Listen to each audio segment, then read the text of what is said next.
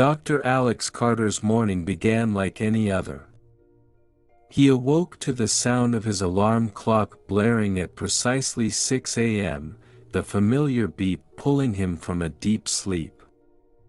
Rubbing his eyes, he swung his legs out of bed and stretched, feeling the satisfying pull of muscles awakening. The early morning light filtered through the curtains, casting a gentle glow over the room. After a quick shower, Alex dressed in his usual attire, a crisp white shirt, a navy blue tie, and a pair of neatly pressed slacks. He headed to the kitchen, where the aroma of freshly brewed coffee greeted him. As he sipped his first cup, he scanned the headlines on his tablet, noting the usual blend of politics, economics, and local news. Nothing out of the ordinary. By 7:30 a.m., Alex was out the door, his briefcase in hand. The commute to his office was a short one, a mere 15-minute drive through the bustling city streets. He arrived at the office building, greeted the security guard with a nod, and took the elevator to the 4th floor. The doors opened to reveal the familiar sight of the psychology department, where Alex had spent countless hours working on cases that delved into the darkest corners of the human mind. His first appointment of the day was with a young woman suffering from severe anxiety. As he listened to her speak, offering reassurances and strategies to manage her condition, Alex found himself slipping into the comforting routine of his work. The rhythm of his day unfolded as it always did: sessions with patients, meetings with colleagues, and a working lunch at his desk. It wasn't until mid-afternoon that the ordinary day took an extraordinary turn. Alex was in the middle of a session when his phone vibrated insistently on his desk. He glanced at the screen, noting the name of his sister, Rachel. Apologizing to his patient, he picked up the call, expecting a quick chat or a mundane update. Instead, Rachel's voice came through, trembling and frantic. "Alex, it's Emily. She's missing." The words hit him like a physical blow. His niece, Emily, was only 16, a bright and spirited girl with her whole life ahead of her.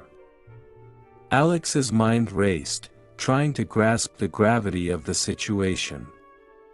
He quickly ended the session, promising his patient they would reschedule, and focused all his attention on Rachel. "What do you mean, missing? When did this happen?" Alex's voice was steady, but his heart pounded in his chest. "She didn't come home from school today," Rachel explained, her voice breaking. "We thought she might have stayed late for a club or gone to a friend's house, but no one has seen her. We found her backpack on the sidewalk near the school, but there's no sign of her." A cold dread settled over Alex. He knew the statistics, the grim reality of how quickly missing persons cases could turn tragic if not acted upon immediately. "Have you called the police?" "Yes, they're here now. They're asking questions, but I thought you should know." "Alex, please, we need your help." Alex didn't hesitate. "I'm on my way. Stay with the officers and answer their questions. I'll be there as soon as I can." He ended the call, his mind already shifting into high gear. Gathering his belongings, he informed his secretary of the emergency and left the office. The drive to Rachel's house felt interminable, every red light and traffic jam amplifying his sense of urgency. He replayed the conversation in his head, the details of Emily's disappearance lining up with a chilling familiarity. Arriving at Rachel's house, Alex saw police cars parked outside, their lights flashing. He rushed inside, finding Rachel in the living room, her face pale and eyes red from crying. She was surrounded by officers, who were taking notes and asking questions. "Alex," she said, rushing to him. "Thank you for coming." He hugged her tightly, then turned to the lead detective. "I'm Dr. Alex Carter, Emily's uncle. I'm a forensic psychologist and have worked with the police on several cases. How can I help?" Detective Harper, a seasoned investigator with a stern demeanor, nodded. "Dr. Carter, we're doing everything we can. Right now, any information you can provide about Emily's habits, friends, and recent behavior would be helpful." Alex took a deep breath and began to relay everything he knew about his niece, her routines, her friends, and any potential places she might have gone. As he spoke, his mind was already racing ahead, thinking of the next steps, the possible avenues of investigation. He knew they were in a race against time, and every second counted. The ordinary day had taken an extraordinary turn, thrusting Alex into a nightmare scenario. But he was determined to find Emily and bring her home. The shadow of the echo loomed large in his mind, but Alex pushed the fear aside. There was no room for doubt. Only action. The evening sky darkened, casting long shadows across the suburban streets as Alex Carter sat in his car, gripping the steering wheel. His thoughts raced as he replayed the phone call from his sister, Rachel. The raw fear in her voice echoed in his mind, and the image of Emily's empty room haunted him. He had to remain composed, to think clearly and act swiftly. His niece's life depended on it. As he pulled into Rachel's driveway, the sight of police cars and flashing lights greeted him once again. He took a deep breath and stepped out of the car, steeling himself for the grim task ahead. Inside, Rachel and her husband, Tom, were seated on the couch, their faces etched with worry and exhaustion. Detective Harper stood nearby, speaking quietly with another officer. Rachel looked up as Alex entered, her eyes filled with a mixture of relief and desperation. "Alex, thank God you're here." He crossed the room and hugged her tightly, then turned to Tom, offering a reassuring nod. "We'll find her. I promise." Detective Harper approached, his expression serious but respectful. "Dr. Carter, we've gathered some initial information, but we could use your expertise. We've also put out an Amber Alert and have officers canvassing the area." Alex nodded, his mind already racing through possible scenarios. "Thank you, Detective. Rachel, Tom, I need to know everything you can tell me about Emily's recent behavior. Any changes, any new friends, anything unusual." Rachel wiped her eyes and took a shaky breath. "Emily's been her usual self, mostly. She's been excited about her upcoming school trip and spending a lot of time with her best friend, Jessica. But there was something strange a few days ago." Alex leaned in, his attention focused. "What was it?" "She mentioned a man who approached her after school," Rachel continued, her voice trembling. "He said he was lost and asked for directions. Emily thought he was a bit odd, but she didn't mention it again. I didn't think much of it at the time." Tom spoke up, his voice strained. "We also found this in her room." He handed Alex a small, folded piece of paper. Alex unfolded it and read the cryptic message, "Remember, the echoes of the past can never be silenced." A chill ran down his spine. It was a phrase he had seen before, linked to the echo's previous crimes. His suspicion was now a grim reality. The echo had returned, and he had taken Emily. "Detective Harper," Alex said, his voice steady but urgent.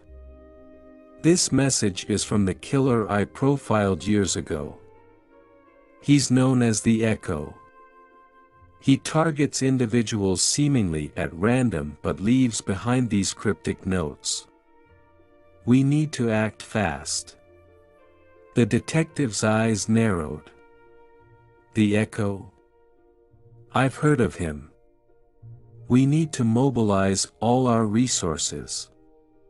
Dr. Carter, we'll need your help to understand his patterns and anticipate his next move." Alex nodded, determination hardening in his chest. "I'll do everything I can.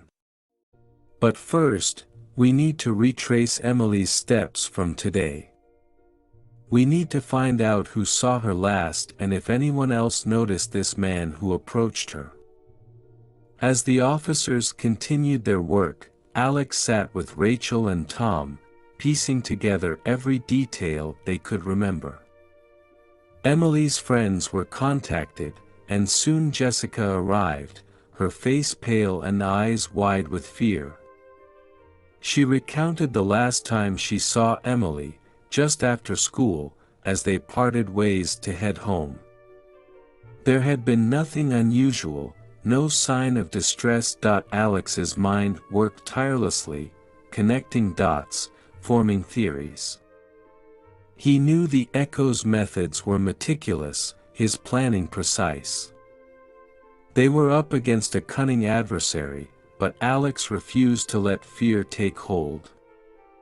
He had faced darkness before, and he would do it again.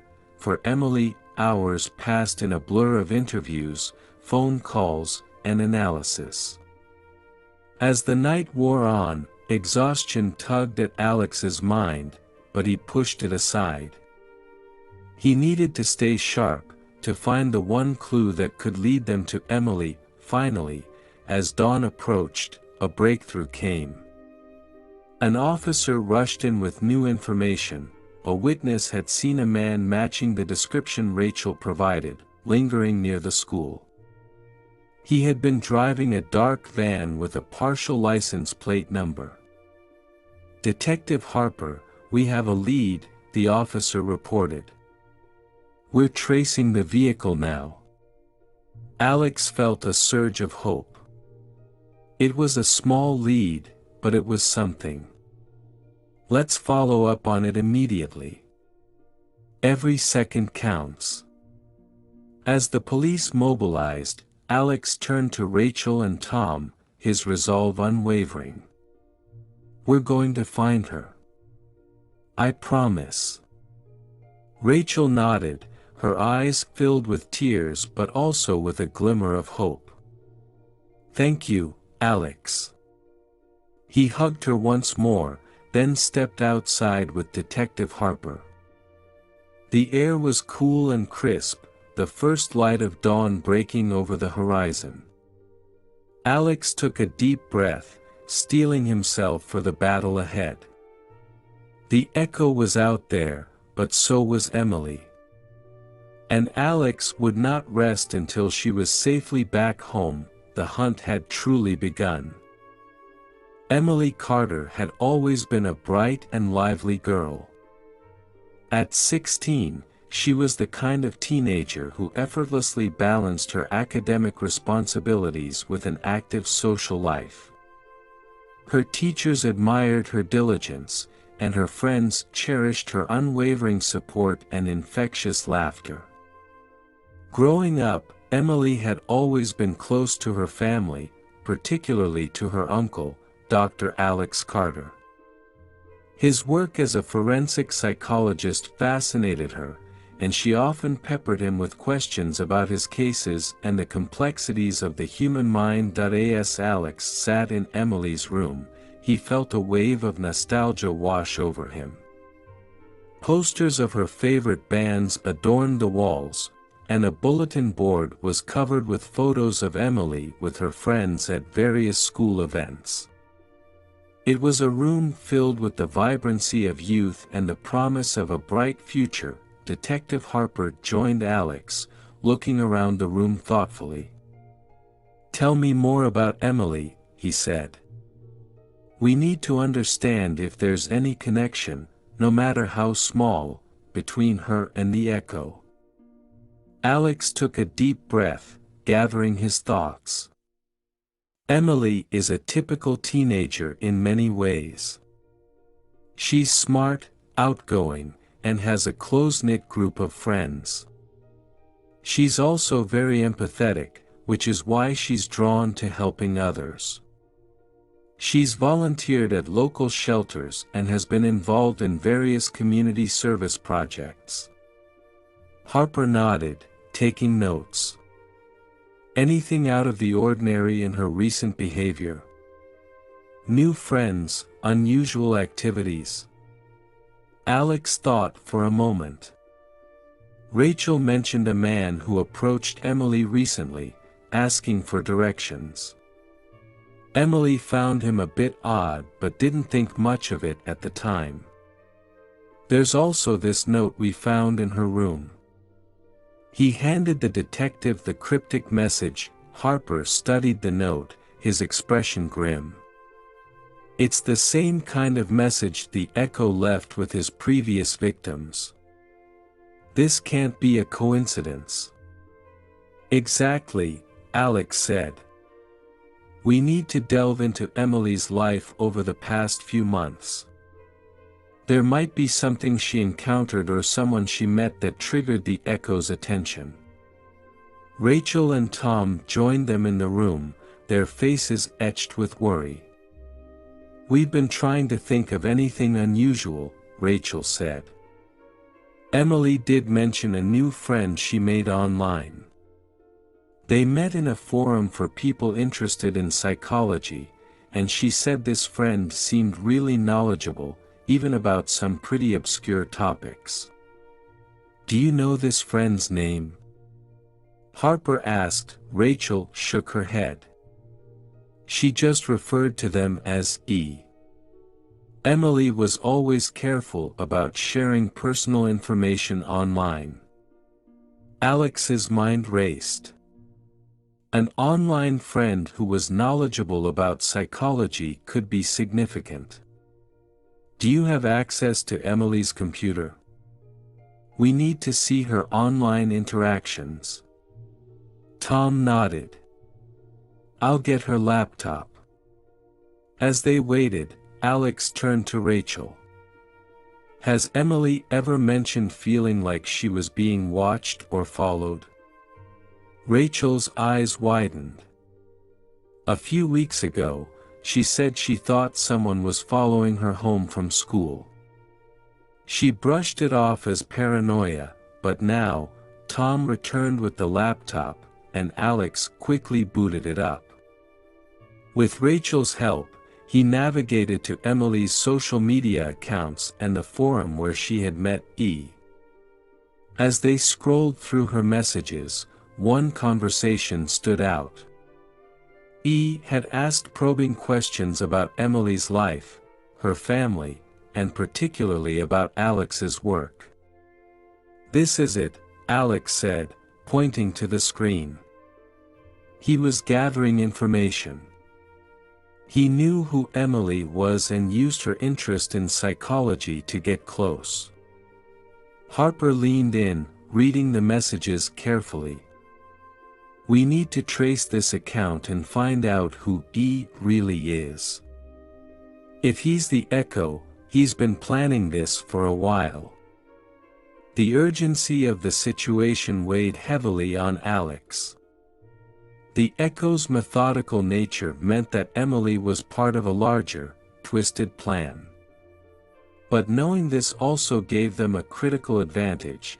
they could anticipate his moves. As the officers began the process of tracing the online account, Alex turned back to Rachel and Tom. "We're getting closer. We know Emily is resourceful and smart. If anyone can leave us clues, it's her." Rachel nodded, tears in her eyes.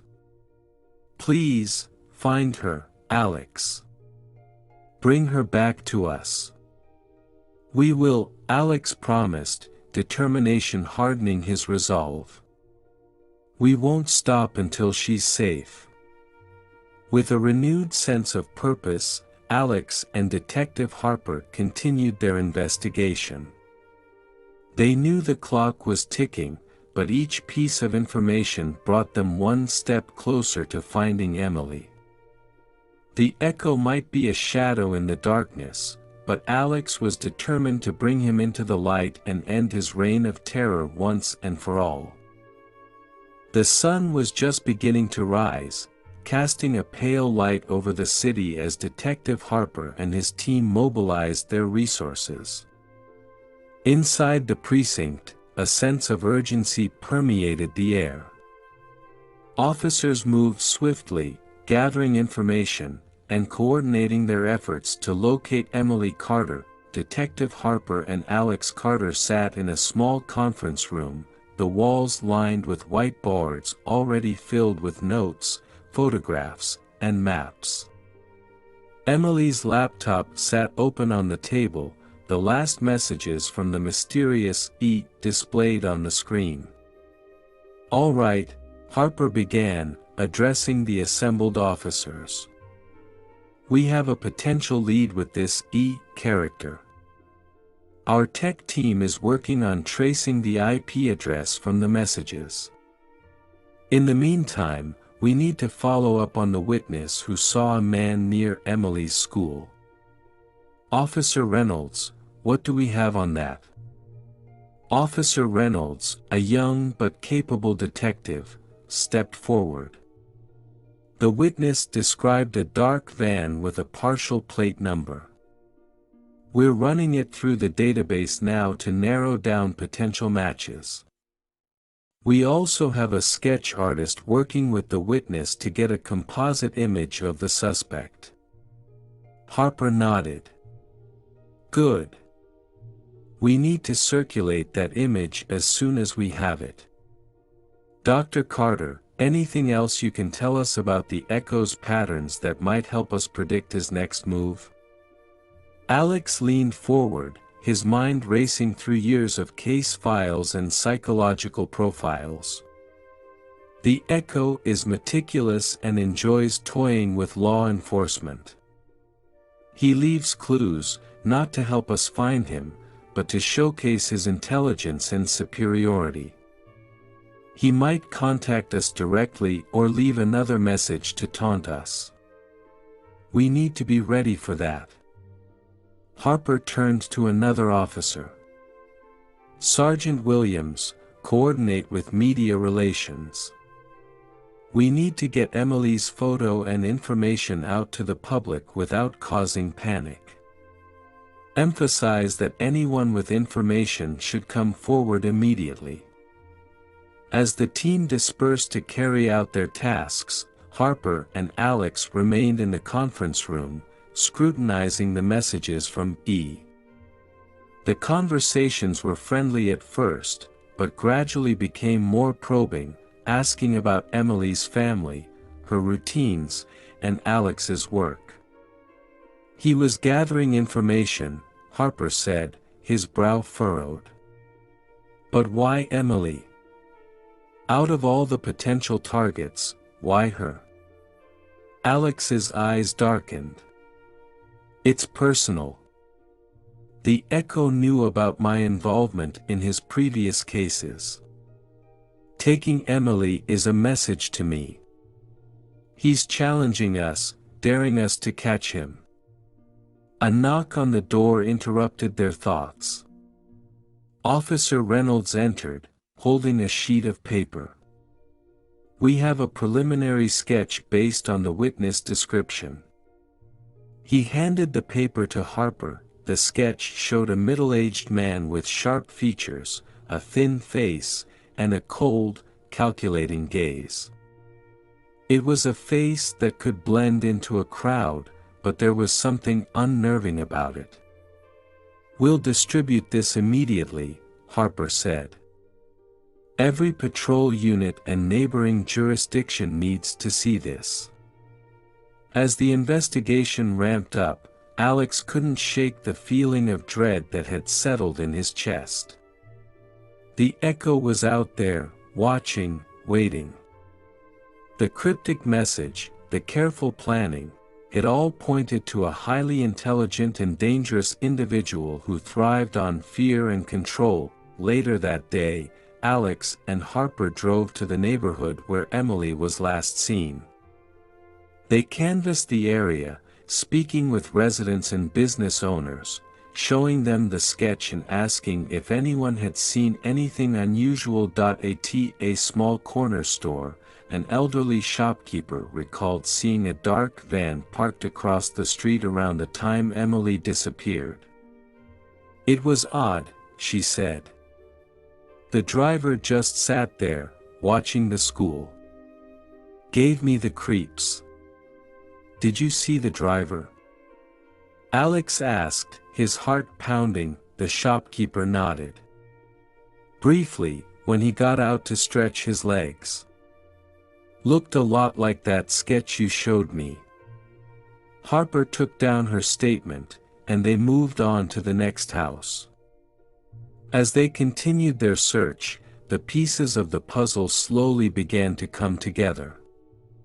Each interview, each observation brought them a step closer to understanding the echo's movements. Back at the precinct, the tech team had made progress. They traced the IP address of E to a series of proxy servers, indicating a sophisticated attempt to hide his location. However, they managed to find a point of origin, a small internet cafe on the other side of town.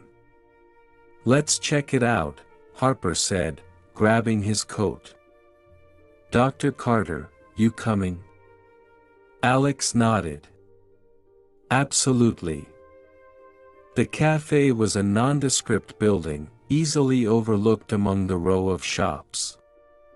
Inside, the atmosphere was quiet, with a few patrons engrossed in their screens. The manager, a young man with a nervous demeanor, recognized the sketch immediately. "Yeah, I've seen him," he said. "He comes in every few days, always uses the same computer in the back. Do you have security cameras?" Harper asked. The manager nodded and led them to a small office. They reviewed the footage, and there he was, the man from the sketch, sitting at the computer, his eyes darting around the room as he typed. "We need a copy of this," Harper said. "And any records you have of his visits." As they left the cafe, Alex felt a surge of determination. They were getting closer. The echo might be clever, but he wasn't infallible. With each lead, each piece of evidence, they were tightening the net around him. The initial investigations had yielded valuable information, but there was still a long way to go. Emily's life hung in the balance, and time was of the essence. Alex knew that they had to stay one step ahead of the echo, anticipating his moves and outsmarting him at every turn. The hunt was intensifying, and Alex vowed that he would not rest until Emily was found and the echo was brought to justice. The precinct buzzed with activity as officers followed up on leads and analyzed the growing mountain of evidence. Alex and Detective Harper sat in the conference room, reviewing the details of Emily's case and cross-referencing them with the profiles of the echo's past victims. Harper laid out photographs and case files on the table, creating a visual timeline of the echo's reign of terror. Each victim's story was a haunting reminder of the killer's meticulous planning and psychological manipulation. The question now was how Emily fit into this dark pattern. "Let's go through the details again," Harper said, his tone focused. "We know the echo targets individuals who have some connection to law enforcement or psychology. He enjoys the challenge of outsmarting professionals in these fields.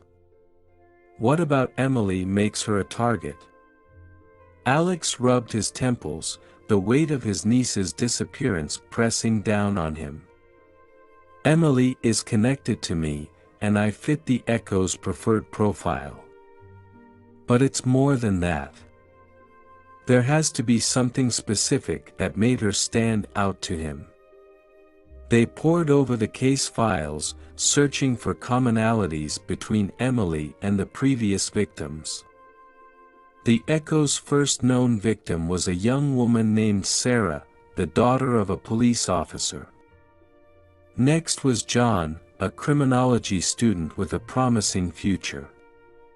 Each victim had a connection to law enforcement or psychology, and each was taken in a way that demonstrated the Echo's careful planning.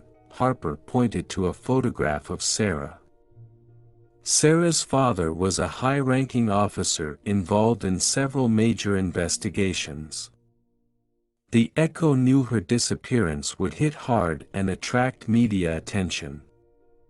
John was interning with a prominent criminologist, Alex added. He was studying the Echo's case when he was taken. The killer enjoys the irony of targeting those trying to understand or catch him. They continued to analyze the cases, noting the similarities and differences. Each victim had been left a cryptic message, a hallmark of the Echo's twisted games. The messages were always tailored to the individual, hinting at their fears, secrets, or weaknesses. Alex leaned back, thinking aloud. Emily's disappearance follows the same pattern. The Echo knew taking her would be a personal attack on me. But how did he know about her? How did he get close enough to learn about her life? Harper's eyes narrowed as he studied the files. Emily was active in online forums about psychology, right? What if the Echo has been monitoring these forums, looking for potential targets? He could have been watching her for months, gathering information. The idea sent a shiver down Alex's spine. It makes sense. He could easily blend into those communities, posing as someone interested in the same topics. Emily's interest in my work would have drawn his attention. They continued to dig deeper, tracing Emily's online activity and cross-referencing it with the information they had on the Echo. The more they looked, the more they realized how deeply the Echo had infiltrated Emily's life without her even knowing. Hours passed as they worked, the room growing darker as the sun set outside. Finally, Harper's phone rang, breaking the silence. He answered it, his expression growing serious as he listened. "Understood. We'll be right there." He hung up and turned to Alex. They found the van. Alex's heart skipped a beat. Where? Abandoned in an industrial area on the outskirts of town. They're securing the scene now. They rushed to the location, the drive filled with tense silence. As they arrived, they saw the van parked haphazardly near an old warehouse. Officers were already combing the area, searching for any clues. Harper and Alex approached the lead investigator, who gestured to the van. "It's clean, but we found this inside." He handed them a small, folded piece of paper. Alex unfolded it, his heart sinking as he read the message. the echoes of the past can never be silenced. Your move, Dr. Carter. The taunt was clear, and the message was meant for Alex. The echo was playing his game, pushing them to follow his twisted trail. But this time, there was a new element, a photograph of Emily, bound and gagged, her eyes wide with fear. The image was a knife to Alex's heart, but it also fueled his determination. "We need to search the area," Harper ordered. The echo might have left something else behind. They spread out, scouring the warehouse and the surrounding grounds. As they searched, Alex's mind raced, trying to anticipate the echo's next move.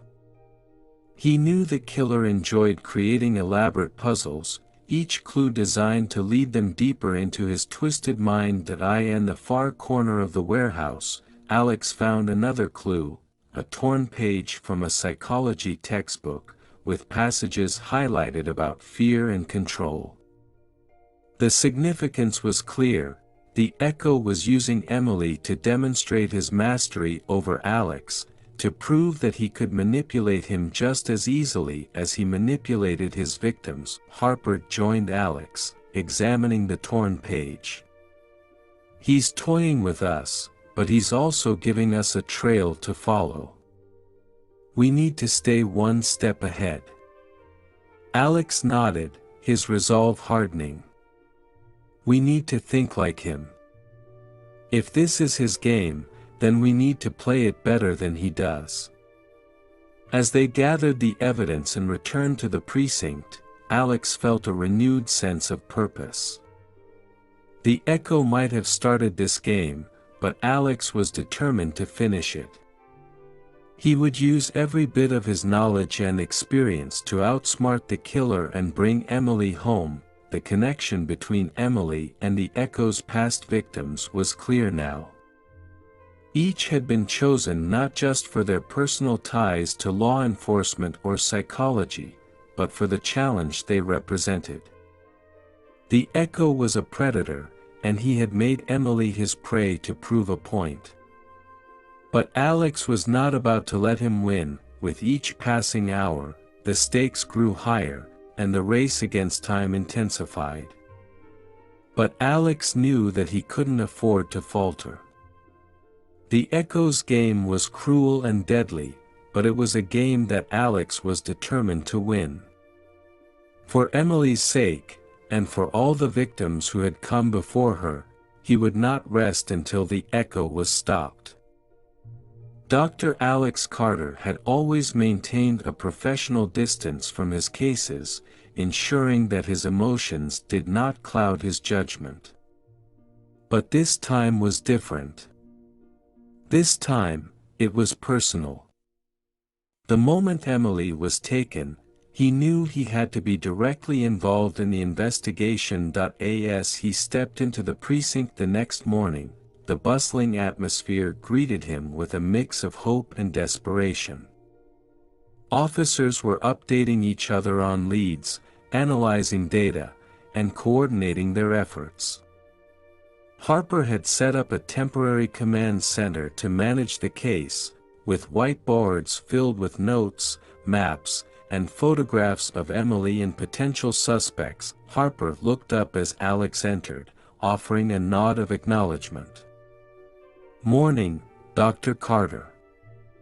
Glad you're here. We've got a lot to cover." Alex took a deep breath, trying to compartmentalize his emotions. "Morning, Detective. Let's get to work." Harper led Alex to the conference room, where the key members of the investigation team were gathered. They included forensic experts, detectives, and analysts, all focused on one goal: finding Emily and capturing the echo. "Everyone, this is Dr. Alex Carter," Harper announced. "He's joining us as both a consultant and a family member. His expertise in forensic psychology will be invaluable." The team greeted Alex with a mix of respect and sympathy. They knew the weight of his dual role in this investigation and were eager to leverage his insights. Harper gestured to the whiteboard. We've established a timeline of Emily's disappearance and started mapping out the Echo's previous activities. Dr. Carter, if you could review our findings and provide your perspective, it would help us ensure we're not missing anything. Alex nodded and began examining the whiteboard. The details were meticulously laid out, the timeline of Emily's last known movements, witness statements, and the clues left behind by the Echo.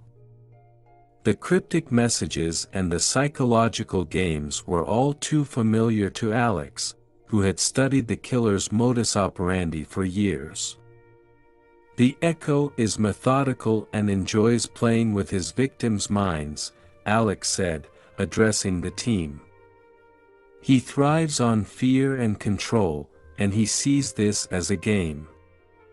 We need to understand his motivations and anticipate his moves. One of the analysts, a young woman named Lisa, spoke up.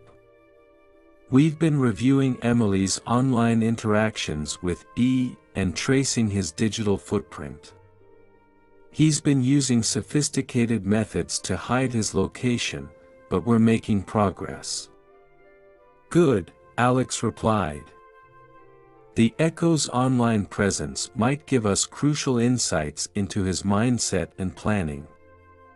Keep digging. Harper then brought up the photograph of the abandoned van. We found this near the warehouse, along with a message taunting Dr. Carter. It's clear the Echo is trying to draw him into the investigation. Alex studied the photograph and the message again, searching for any hidden meaning. He's challenging me directly, which means he's confident and wants to prove his superiority. But he's also leaving clues. We need to decode his messages to find Emily. As they continued to discuss the case, an officer entered the room, holding a file. Detective Harper, we got the results from the forensic analysis of the van.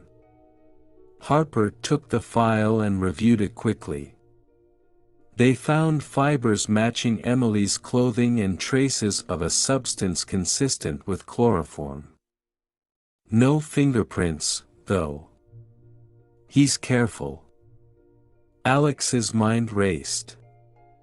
The Echo's carefulness meant that physical evidence would be scarce, but psychological profiling could still provide an edge. We need to think about where he might have taken her. The Echo likes isolated locations where he can control the environment. Any abandoned buildings or remote areas nearby? Lisa pulled up a map on her laptop, highlighting potential locations. There are several abandoned factories and warehouses in the industrial district. We should start there. Harper agreed. We'll organize search teams immediately. As the officers prepared to head out, Alex felt a mix of hope and anxiety. The clock was ticking, and every moment mattered. He knew the Echo's games were designed to wear them down, but he was determined to stay focused and find his niece. Before leaving, Harper turned to Alex. Are you ready for this? It's going to be intense, and it will test you in ways you might not expect. Alex met his gaze, determination burning in his eyes. I've never been more ready. Let's bring Emily home. The search teams dispersed, and Alex joined Harper in the lead car.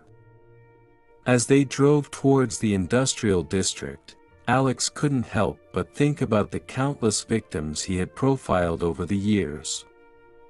Each case was a reminder of the darkness that lurked within human nature, but it also fueled his resolve to fight back against that darkness. As they approached the first location, an old factory with broken windows and rusting machinery, Alex felt a chill run down his spine.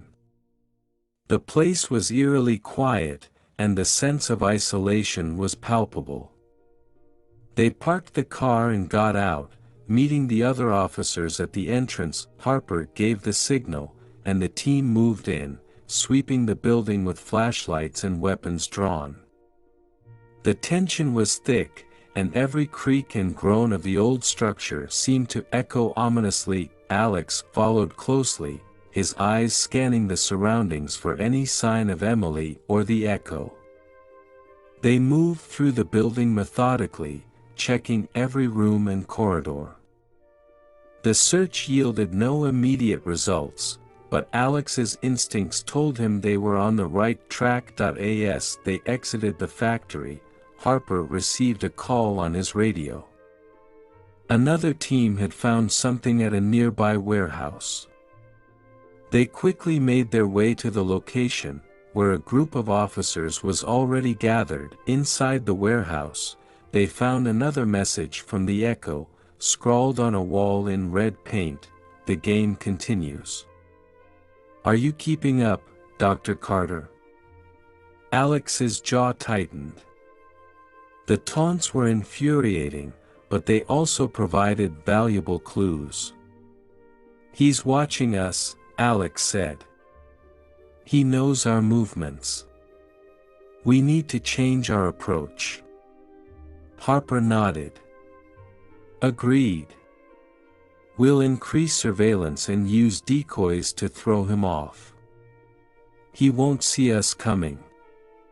With renewed determination, Alex and the team pressed on, their resolve unshaken. The Echo's twisted game was far from over, but they were closing in. Each step brought them closer to finding Emily and ending the reign of a killer who thrived on fear and control. As the investigation intensified, Alex knew that he had to stay sharp and focused. The connection between Emily and the Echo's past victims was clear, and understanding the killer's mind was the key to outsmarting him. It was a battle of wits and willpower, and Alex was ready to confront the darkness head-on. The hunt for the Echo was reaching a critical point, and Alex vowed to see it through to the end. For Emily, for the victims, and for justice, he would not rest until the nightmare was over. The precinct was a whirlwind of activity as the investigation into Emily's disappearance continued. The pressure was mounting, and the team was working around the clock. Despite the frantic pace, a small glimmer of hope emerged when a new lead presented itself: an ally who had managed to escape the clutches of the Echo. Detective Harper and Alex Carter were seated in the conference room, reviewing the latest developments, when the door opened, and in walked a woman with an air of quiet resilience. She was tall, with a commanding presence, her expression a mix of determination and lingering trauma. Her name was Rachel Mercer. Rachel had been the sole survivor of the Echo's previous spree, escaping his grasp after a harrowing ordeal. Her case had been high-profile due to her bravery and the dramatic nature of her escape, and she had since been living under tight security. Now, she was ready to share her experiences with those who sought to stop the man who had nearly claimed her life. "Dr. Carter, Detective Harper," Rachel greeted, her voice steady but her eyes betraying a flicker of the fear she had endured. "Thank you for meeting with me. I want to help in any way I can." Harper rose and extended a hand. "Ms. Mercer, we appreciate your willingness to assist us. Your experience with the Echo could be invaluable." Alex also shook her hand, his gaze respectful. "Thank you for coming forward. We know this must be difficult for you." Rachel nodded, her demeanor professional despite the personal stakes. I've been following the case closely. I understand the echo's patterns and methods better than anyone. If you let me, I can provide insights that might help you catch him. They guided Rachel to a seat at the conference table, where the various documents and evidence related to Emily's case were spread out. Rachel took a deep breath and began to speak, her voice steady as she recounted her ordeal. I was taken a few years ago, Rachel started. He had been stalking me for weeks before he struck. He's meticulous, always planned everything down to the smallest detail. His method is to create a psychological labyrinth, confusing and controlling his victims before he makes his final move. Harper and Alex listened intently, taking notes as Rachel spoke.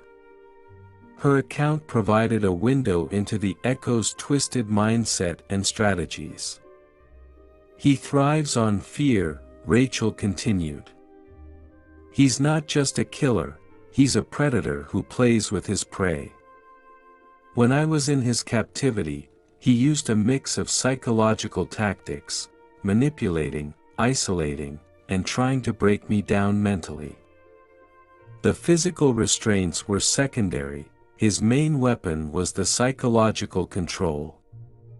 Alex leaned forward, his curiosity piqued. Did he ever reveal anything about his motivations or his past? Anything that might give us a clue about why he targets people connected to law enforcement or psychology? Rachel shook her head. He was always very controlled and distant, never giving away much. But one thing I noticed was that he had a fixation on his game, a need to prove himself, to outsmart those who were trying to understand or catch him. He kept referring to his actions as a test or a challenge. He needs to feel superior, and his victims are part of his grand design to showcase his intellect and power. Harper nodded thoughtfully. That fits with what we've seen so far. He leaves clues to taunt us, to show that he's always one step ahead. Rachel continued, one crucial detail, the echo always leaves something behind, a clue or a message. It's his way of maintaining control, even when he's not physically present. It's a sign that he's still watching and manipulating from afar. Alex glanced at the whiteboard, where the timeline of Emily's case was displayed. Have you noticed any patterns or specific behaviors that he repeats with each victim? Anything that could help us predict his next move? Rachel thought for a moment. He's methodical. He chooses locations that are isolated and difficult to access, ensuring that his victims are cut off from help. He also tends to follow a pattern of escalating fear. Each interaction becomes more intense and personal. He wants his victims to experience the maximum amount of terror. Harper looked at Alex. This insight is exactly what we need. If we can anticipate his moves and understand his psychological games, we might be able to predict where he'll strike next. Rachel glanced at the photograph of Emily. I can also help you understand how he manipulates and controls his victims. My experience might give you an edge in deciphering his next moves and finding Emily. Alex was grateful for Rachel's assistance, knowing that her first-hand experience with the echo would be crucial in the search for his niece. Thank you, Rachel. Your insights could make all the difference. As the meeting concluded, Harper and Alex discussed the next steps, integrating Rachel's input into their strategy. Rachel was to be involved in every briefing and analysis session, providing her expertise to help decode the Echo's next move. Rachel's presence brought a new dimension to the investigation, a personal understanding of the Echo's methods and motivations. Her bravery and knowledge were valuable assets in the high-stakes battle against a killer who thrived on fear and control. With Rachel's help, the team's resolve strengthened. They were no longer just chasing clues, they were preparing to confront the Echo's twisted game with a deeper understanding of his psychological tactics. The search for Emily became more focused, and the hope of finding her alive grew stronger. As Rachel left the precinct, her determination was clear. She was not only seeking justice for herself but also for Emily and all the victims who had suffered at the Echo's hands. Together with Alex and Harper, she would face the darkness head-on, using her experience to bring an end to the Echo's reign of terror. The tension in the precinct had reached a fever pitch as the investigation into Emily's disappearance pressed on. The arrival of Rachel Mercer had provided new insights, but the team needed concrete leads to track down the Echo. Each passing hour heightened the urgency, and every clue was a potential lifeline. Early the next morning, Alex, Harper, and Rachel gathered in the conference room to review the latest updates. The walls were covered with maps, photos, and notes, each piece of evidence scrutinized for any indication of the Echo's whereabouts. Harper's phone buzzed, and he answered with a terse, "Harper." After a brief exchange, he hung up and looked at Alex and Rachel with a mix of hope and caution. "We've got something." A witness at the industrial district reported seeing someone matching the Echo's description near a derelict storage facility on the outskirts of town. "It's not far from where we found the van." Alex and Rachel exchanged a glance. "This could be a breakthrough," Alex said. "We need to investigate immediately." The three of them headed to the storage facility, a cluster of old, rusted containers and crumbling buildings. The place was eerily quiet, with only the distant hum of traffic breaking the silence. As they arrived, a team of officers was already on site, conducting a search. Harper approached the lead officer. "What do we have?" The officer, a burly man with a weathered face, handed over a file. "We've searched the area and found a few things that might be relevant. There are some strange markings on the containers and a couple of items that don't fit the location." Rachel examined the file and nodded. "Let's take a look." They followed the officer to a group of shipping containers, their surfaces covered in grime and graffiti. On one of the containers, there were several symbols painted in dark red, an intricate pattern of circles and lines that seemed almost ritualistic. "This isn't random," Rachel observed. "These symbols are meant to communicate something. The Echo likes to use symbols and codes to convey messages." Alex examined the markings closely. "It looks like a map of some sort, or at least a directional guide. He's trying to lead us somewhere." Harper pulled out a photograph of the container, capturing the symbols for further analysis. "We'll have forensics examine these symbols for any clues. In the meantime, let's see what else we can find."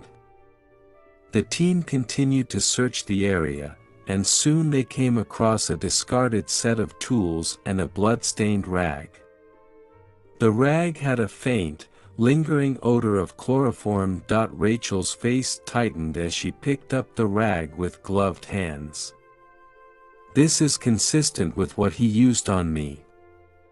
It means he's been here recently," possibly preparing for another abduction.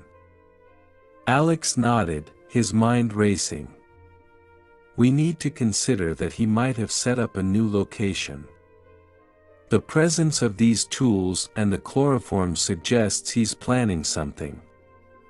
Harper glanced at the map on the wall, noting the proximity of the storage facility to other abandoned properties. We should expand our search to nearby buildings and see if there are any signs of recent activity. The team split up, each group assigned to search different areas. Alex, Rachel, and Harper combed through a series of adjacent warehouses, their flashlights cutting through the darkness. In one of the warehouses, they found an old office with signs of recent habitation. There were makeshift bedding and personal items scattered around, including a journal with several pages torn out. The pages appeared to have been removed hastily, leaving only the edges visible. Rachel picked up the journal and flipped through it. This journal might have contained information about his plans or motivations. The torn pages could be significant. Harper examined the torn edges. We need to have a forensic expert analyze these pages. They might reveal something important.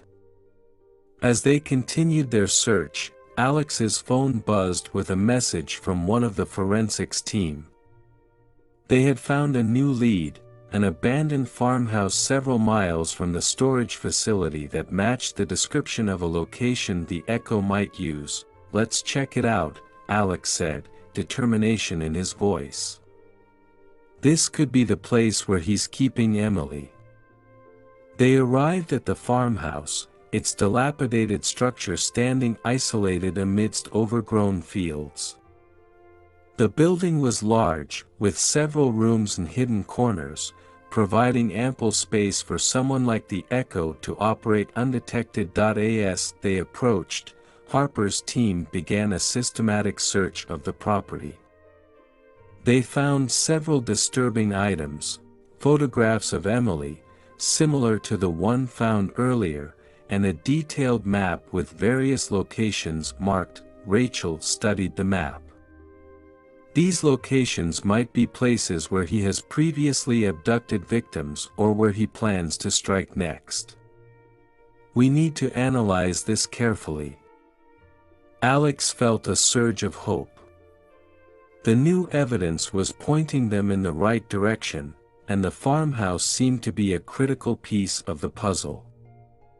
They needed to act quickly to ensure Emily's safety. As they left the farmhouse, Harper coordinated with the team to set up surveillance and increase their search efforts in the areas indicated on the map.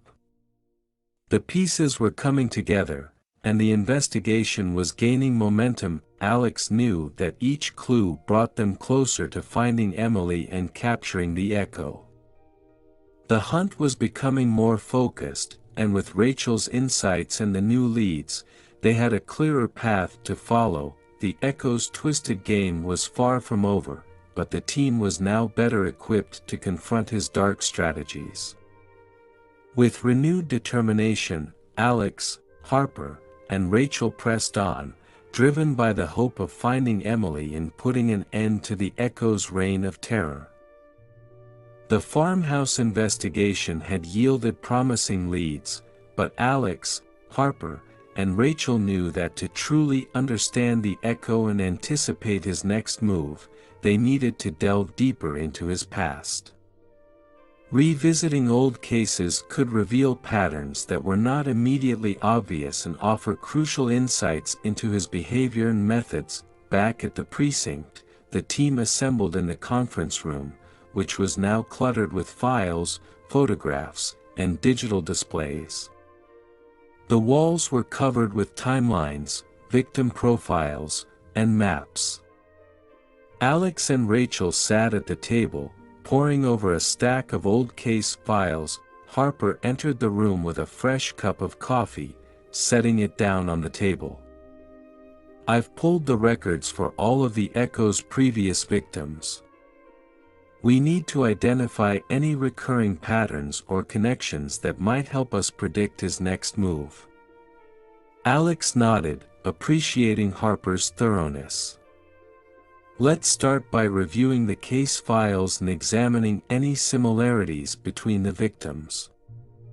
We need to see if there's a common thread that ties them together. Rachel leaned over the files, her gaze focused and intense. From my experience, the Echo tends to choose victims who have something in common, whether it's a personal trait or a connection to his previous crimes. We should look for any links that might suggest a pattern. Harper began pulling up digital records on the large screen, displaying detailed profiles of each victim. Here's a summary of the victims we've identified so far. Let's examine the circumstances of each abduction and see if there are any noticeable trends. The screen displayed a series of photos and brief descriptions of each victim, along with the location and date of their disappearance. Alex and Rachel reviewed the information closely, making notes as they went. "Look at this," Rachel said, pointing to a set of victims who had been abducted in a similar fashion. They were all taken from isolated locations, abandoned buildings, remote areas. This suggests that the Echo prefers environments where he can control the surroundings and limit the chance of intervention. Alex agreed. That fits with what we've seen in the recent cases. He's meticulous about selecting locations that offer minimal risk to him. We need to consider where he might strike next based on this pattern. Harper added, "Another thing to note is that the victims often had some connection to law enforcement or psychology. It's as if he's targeting individuals who are somehow linked to those who might try to understand or stop him." Rachel nodded. "That's right. It's not just about the victims themselves, it's about making a statement. He's challenging those who are trying to catch him. It's a power play." As they continued reviewing the files, Alex noticed a recurring detail in the victim profiles. Many of these victims had recently undergone significant personal changes, job changes, relocations, or relationship issues. The Echo seems to exploit moments of vulnerability in his victims' lives. Harper looked at the screen, his expression thoughtful. That could mean he's watching for people who are going through transitions or difficulties. If we can identify any recent events in Emily's life that might have made her a target, it could provide a clue to his motivations. Rachel pulled up Emily's profile and examined her recent activities. Emily had recently moved to a new apartment and had started a new job. Her life was in a state of flux, which might have made her more vulnerable. We should also check if there were any significant changes or stressors in her life that might have attracted the Echo's attention. As the team delved deeper into the case files, they began to uncover a pattern in the Echo's behavior. He appeared to follow a specific cycle, selecting a victim, isolating them, and then making contact through psychological manipulation before the abduction. Each stage of this cycle seemed carefully orchestrated to maximize his control and his sense of superiority. Alex reviewed the list of past locations where the Echo had struck. We've seen that he often returns to locations he's used before or chooses new ones that fit his criteria.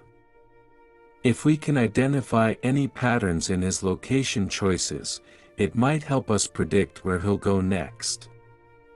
Rachel added, "We should also consider his psychological tactics. He uses fear and manipulation to break down his victims. Understanding his psychological profile might help us anticipate his next move and possibly lure him into a trap. Harper coordinated with the team to compile a comprehensive profile of the echo based on their findings. They created a detailed map of his known locations, noting any similarities and patterns in his choice of abduction sites. They also reviewed his previous messages and clues, searching for any coded language or recurring themes. As the team worked late into the night, the pieces of the puzzle slowly began to come together. The echo's twisted logic and meticulous planning were becoming clearer, and they were gaining a better understanding of his next possible targets. Alex, Harper, and Rachel were determined to use this newfound knowledge to their advantage. They needed to stay one step ahead of the echo, anticipate his moves, and prevent further tragedies. The investigation had entered a critical phase. With the patterns identified and the connections made, the team was better equipped to predict the echo's next actions. They were closing in on the elusive killer, and their resolve was stronger than ever. As the sun began to rise, casting a pale light over the precinct, Alex looked at the progress they had made. The hunt for the echo was far from over, but the team was now armed with the insights and strategies needed to confront him. They were ready to face the darkness and bring Emily home. The stark, white walls of the precinct's interview room contrasted sharply with the gravity of the conversations taking place within. Rachel Mercer had offered crucial insights into the echo's behavior, but there was one more survivor whose story could provide an even deeper understanding of the killer's psyche. The team had arranged for her to come in and share her experience. Sarah Mitchell, a young woman in her early 30s, was escorted into the room by a detective. Her demeanor was one of quiet strength, her eyes reflecting both the trauma she had endured and the resilience she had cultivated. As she took a seat at the table, Alex, Harper, and Rachel looked on with anticipation. Sarah offered a brief, nervous smile before speaking. "Thank you for letting me share my story. I hope it helps in some way." Rachel nodded encouragingly. "We appreciate you coming forward, Sarah. Your insights could be vital in understanding the echo's behavior and preventing further attacks." Sarah took a deep breath, collecting her thoughts before beginning. "I was taken by the echo a little over 2 years ago. I was living alone in a small apartment, and he targeted me during a period when I was going through a lot of personal stress.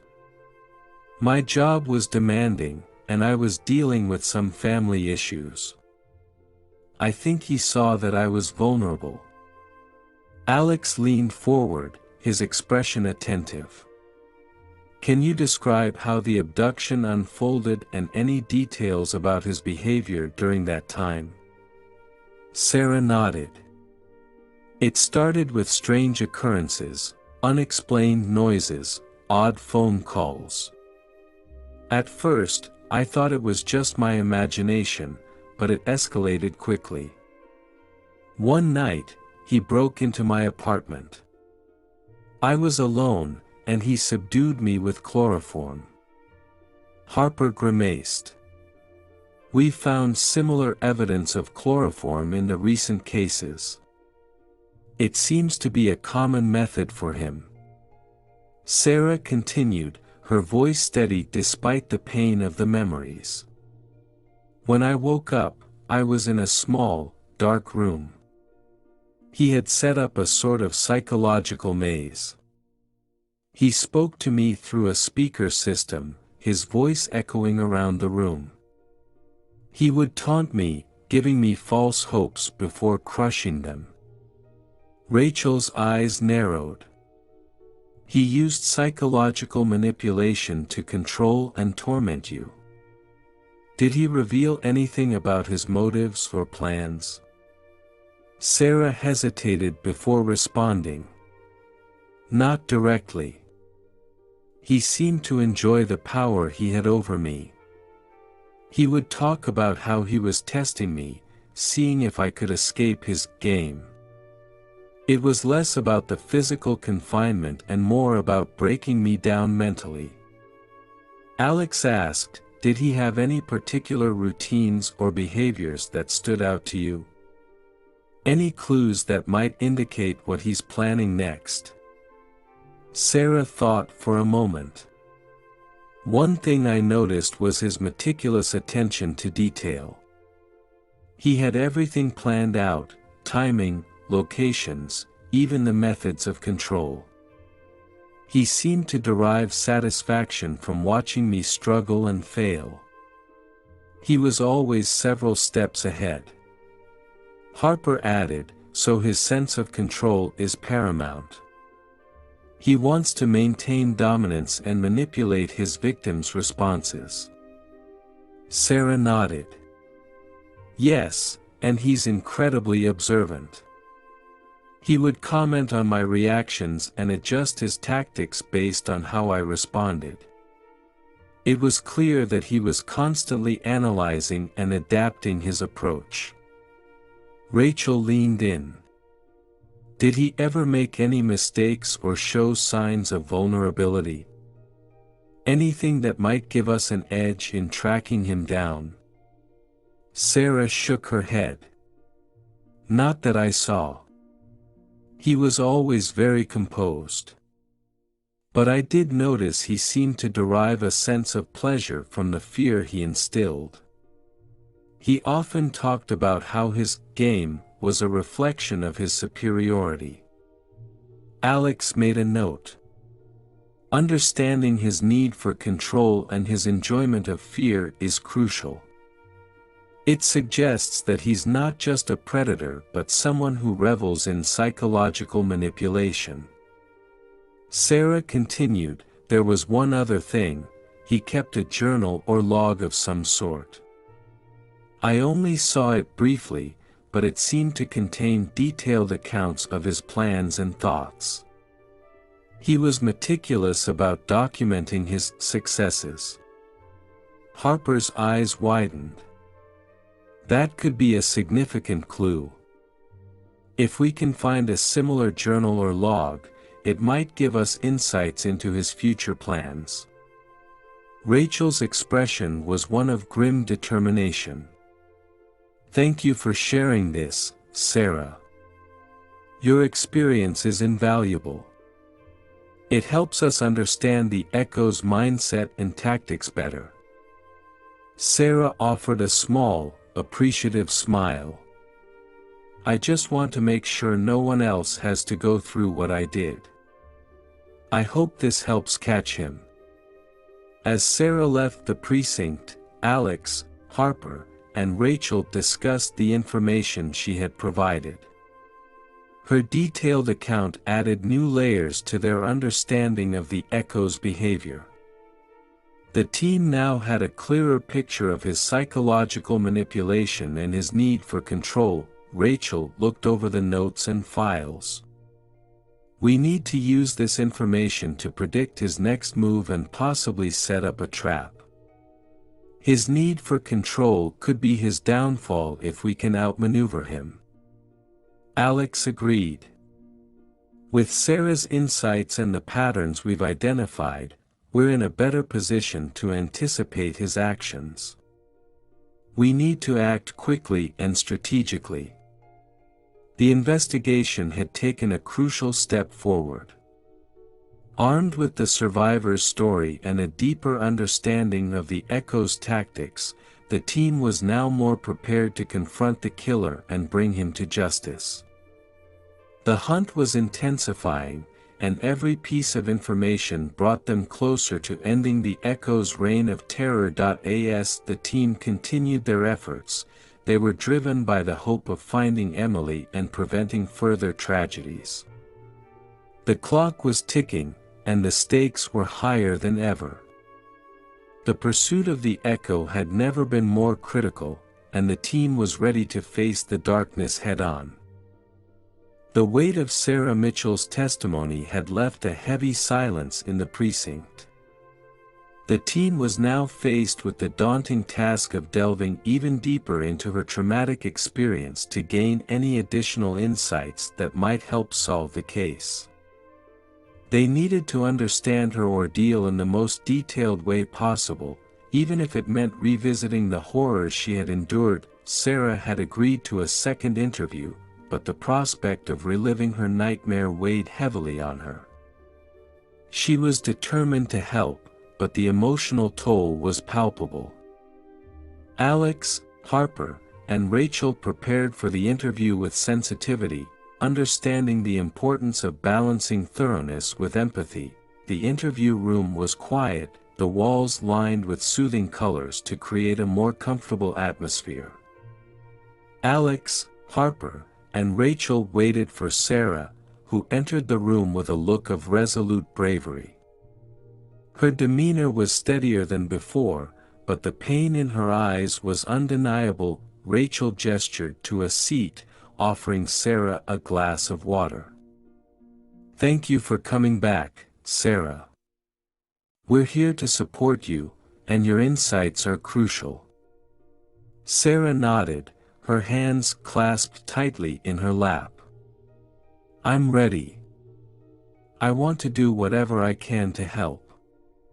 Alex began gently, "We'd like to understand your experience in more detail.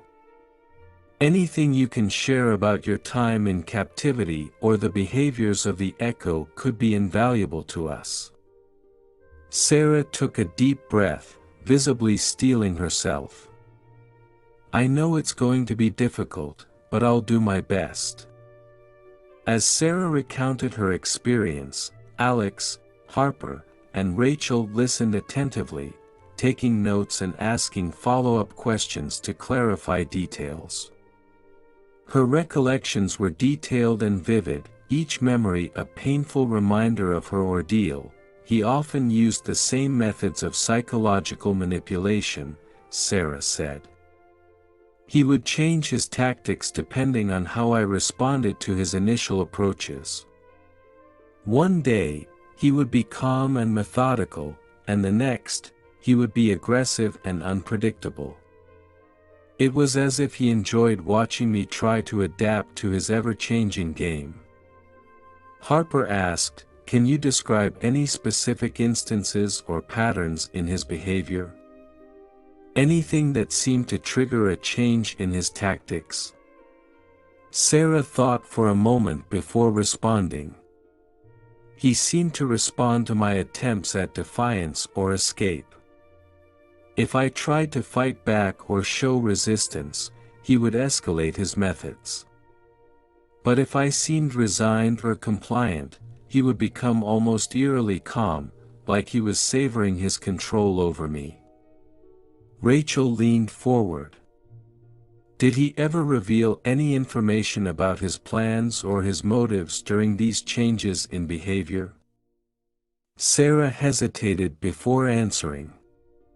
"He would sometimes make cryptic comments about his plans, and how they were all part of a larger scheme.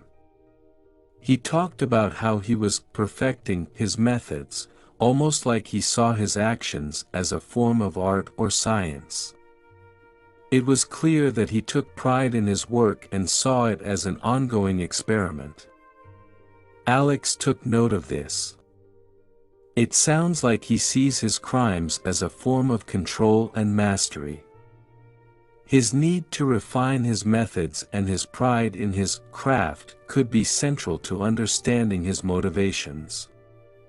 Sarah continued, "There was also a particular routine he followed when it came to managing his environment. He would frequently rearrange the room or change the setup of his traps, as if he was constantly testing and improving his strategies." Harper noted, "That might explain why it's been so difficult to predict his actions. He's always adapting and evolving his methods." Rachel asked, Was there anything that seemed to calm or distract him, even momentarily? Anything that might have revealed more about his personal life or vulnerabilities? Sarah's eyes narrowed as she recalled. Sometimes he would become absorbed in certain routines or hobbies. He had a collection of old newspapers and magazines that he would read obsessively. He also had a few books on psychology and criminology. It was clear that he was interested in understanding the minds of people like me and how to manipulate them. Alex considered this information. His interest in psychology and criminology could mean he's trying to outsmart not just his victims but also those investigating him. It's likely he sees himself as the ultimate puzzle. Sarah's voice grew softer. He also had a few personal items, like photographs and old letters. I don't know if they were of any significance, but they seemed to hold some emotional weight for him. Rachel's eyes widened. Those items could be crucial. They might offer insights into his background or personal history. We need to investigate any personal belongings he might have left behind in his previous locations. The interview was emotionally draining, but Sarah's willingness to confront her trauma was invaluable. Her detailed recollections provided new avenues for investigation, and her insights into the Echo's behavior were pivotal in forming a more comprehensive understanding of the killer's methods and mindset. As the interview concluded, Sarah was visibly exhausted but resolute. Thank you for listening and for taking my experience seriously. I just want to make sure that no one else has to suffer like I did. Alex, Harper, and Rachel expressed their gratitude. Your bravery and cooperation are making a real difference in this case. We're one step closer to catching the Echo. As Sarah left the precinct, the team reviewed the new information and began integrating it into their ongoing investigation. The survivors' insights had added a critical dimension to their understanding of the Echo, and the clues she provided would be instrumental in predicting his next move. With renewed determination, Alex, Harper, and Rachel focused on the next phase of their investigation. They knew that every detail mattered and that their efforts could be the key to ending the Echo's reign of terror.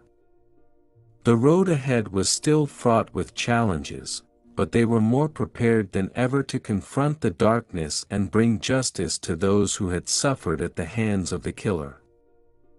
The dimly lit office of Alex Dawson had become a sanctuary of sorts. The space was filled with books on criminal psychology, case files neatly stacked on his desk, and a few personal touches that made it feel like a refuge from the chaos outside. It was here that Alex and Sarah Mitchell had agreed to meet regularly, both to continue their discussions about the Echo and to help Sarah cope with the emotional aftermath of her ordeal. As Sarah walked into the office for their scheduled meeting, Alex greeted her with a warm smile. "Hi, Sarah. It's good to see you again. How have you been holding up?" Sarah returned the smile, though her eyes revealed the weight of her experiences. "I'm managing. It's been tough, but I'm trying to stay focused." Alex gestured for her to take a seat. "Why don't we start by discussing how you've been feeling since our last conversation? I know this is a lot to process." Sarah settled into the chair across from Alex, her posture tense but determined. "It's been overwhelming. There are days when the memories come rushing back, and it feels like I'm reliving the whole nightmare. But I want to be as helpful as I can." Alex nodded, his expression one of empathy. It's completely normal to feel that way. What you went through was incredibly traumatic. If talking helps, I'm here to listen. And if there's anything specific you want to focus on today, just let me know. Sarah took a deep breath, her voice steadying. I've been thinking a lot about how to make sense of everything. I want to understand the echo's methods better, but I also want to make sure I'm not just dwelling on the past. Alex leaned forward slightly. Building trust is important in our work together. We need to create a space where you feel safe and supported. It's not just about gathering information, it's also about your healing process. Sarah appreciated his approach. I do feel more comfortable here. It's different from the sterile environment of the interrogation room. I feel like I can speak more freely. Alex nodded. That's the goal. To establish a relationship where you feel valued and heard. Let's talk about what might help you feel more grounded and in control as we work through this. Sarah took a moment to consider. I think it would help if we could go over some of the specifics of my experience in a way that feels manageable.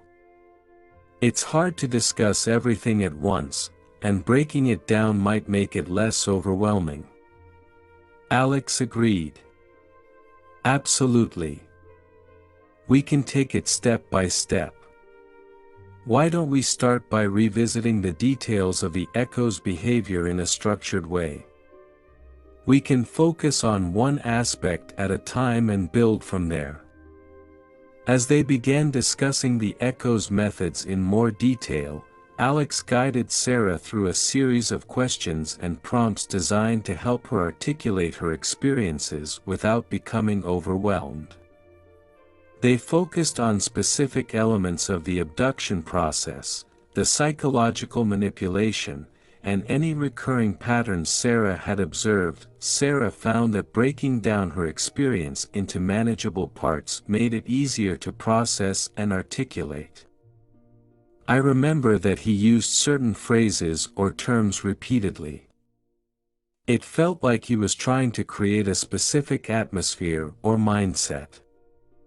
For example, he would often say things like, "The game is just beginning," or "You're part of the experiment now." Alex took notes carefully. Those phrases might be key to understanding his mindset. He seems to see his actions as a form of control and experimentation. It's important to identify any patterns or specific language he used, as it could provide clues to his psychological profile. As the conversation continued, Alex made sure to check in with Sarah regularly, asking if she was comfortable and if she needed breaks. He provided encouragement and validation, acknowledging her bravery and resilience. After an hour of focused discussion, Alex shifted the conversation to Sarah's coping strategies. You've been incredibly strong through this process. It's important to have strategies for managing the emotional impact of reliving these experiences. Have you found any particular techniques or activities that help you feel more grounded? Sarah considered the question thoughtfully. I've been trying mindfulness and journaling. It helps to write down my thoughts and feelings, and mindfulness exercises help me stay present and not get lost in the memories. Alex nodded approvingly. Those are excellent strategies. It's important to find what works for you and make sure you're taking care of yourself. We can continue to integrate these techniques into our sessions, if that's something you'd like. Sarah smiled, feeling a sense of relief. That sounds good.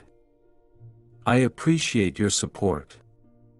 It makes a big difference to have someone who understands and listens. Alex offered a reassuring smile. "I'm here to support you every step of the way. Building trust takes time, and I'm grateful for your openness and willingness to work through this together."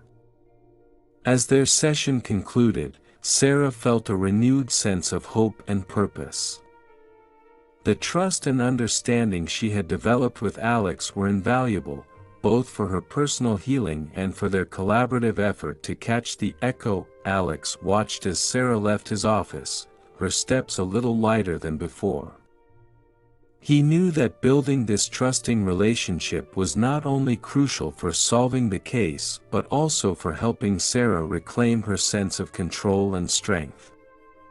Their partnership was an essential component of the investigation, and together, they were making progress towards bringing justice and closure. With the day's work behind him, Alex reflected on the importance of trust in their journey. The road ahead remained challenging, but with the support and collaboration between them, they were better equipped to face the darkness and bring the echo's reign of terror to an end. The conference room was filled with tension as the team gathered around a large table strewn with notes, photographs, and psychological profiles. Alex Dawson, Harper Blake, and Rachel Mercer are preparing to consolidate their findings into a comprehensive profile of the Echo. Their goal was to understand the killer's mind, predict his behavior, and ultimately apprehend him. Alex stood at the whiteboard, markers in hand, ready to outline their conclusions. "Let's start by summarizing what we know about the Echo's behaviors and methods. Our objective is to create a detailed profile that will guide our next steps." Harper reviewed her notes. "We've identified several key characteristics from Sarah's account and the evidence we've collected. The Echo uses psychological manipulation extensively. He enjoys exerting control and breaking down his victims mentally." Rachel nodded in agreement. "His methodical approach and need for control suggest a high degree of premeditation and planning. He's not just killing, he's crafting a scenario to test and torment his victims." Alex began writing on the whiteboard. "We need to break down the Echo's profile into several key areas: psychological traits, behavioral patterns, and environmental factors. The Echo exhibits traits of narcissism. He sees himself as superior, enjoying the power and control he exerts over his victims. His need to manipulate and dominate reflects a deep-seated belief in his own superiority and an obsession with proving his prowess. His pleasure in causing fear and distress indicates strong sadistic tendencies. The Echo derives satisfaction from his victims' suffering, using psychological games and traps to increase their distress and showcase his dominance. That he displays an obsessive need to control every aspect of his interactions with victims. This includes meticulously planning and adjusting his methods based on his victims' responses. His behavior suggests an individual who is both highly intelligent and deeply troubled, using his crimes as a form of personal experimentation. The Echo's crimes are characterized by detailed planning and execution. He uses sophisticated methods to avoid detection and adapts his tactics based on the responses he receives from his victims and law enforcement. His ability to evolve and refine his approach indicates a high level of strategic thinking. That he employs psychological manipulation as a central tactic. This includes using fear, false hope, and mental games to break down his victims. His manipulation extends to the investigation itself, where he likely enjoys toying with authorities by leaving cryptic clues and staging elaborate scenes. The Echo seems to follow a pattern in his attacks, including a cycle of escalation.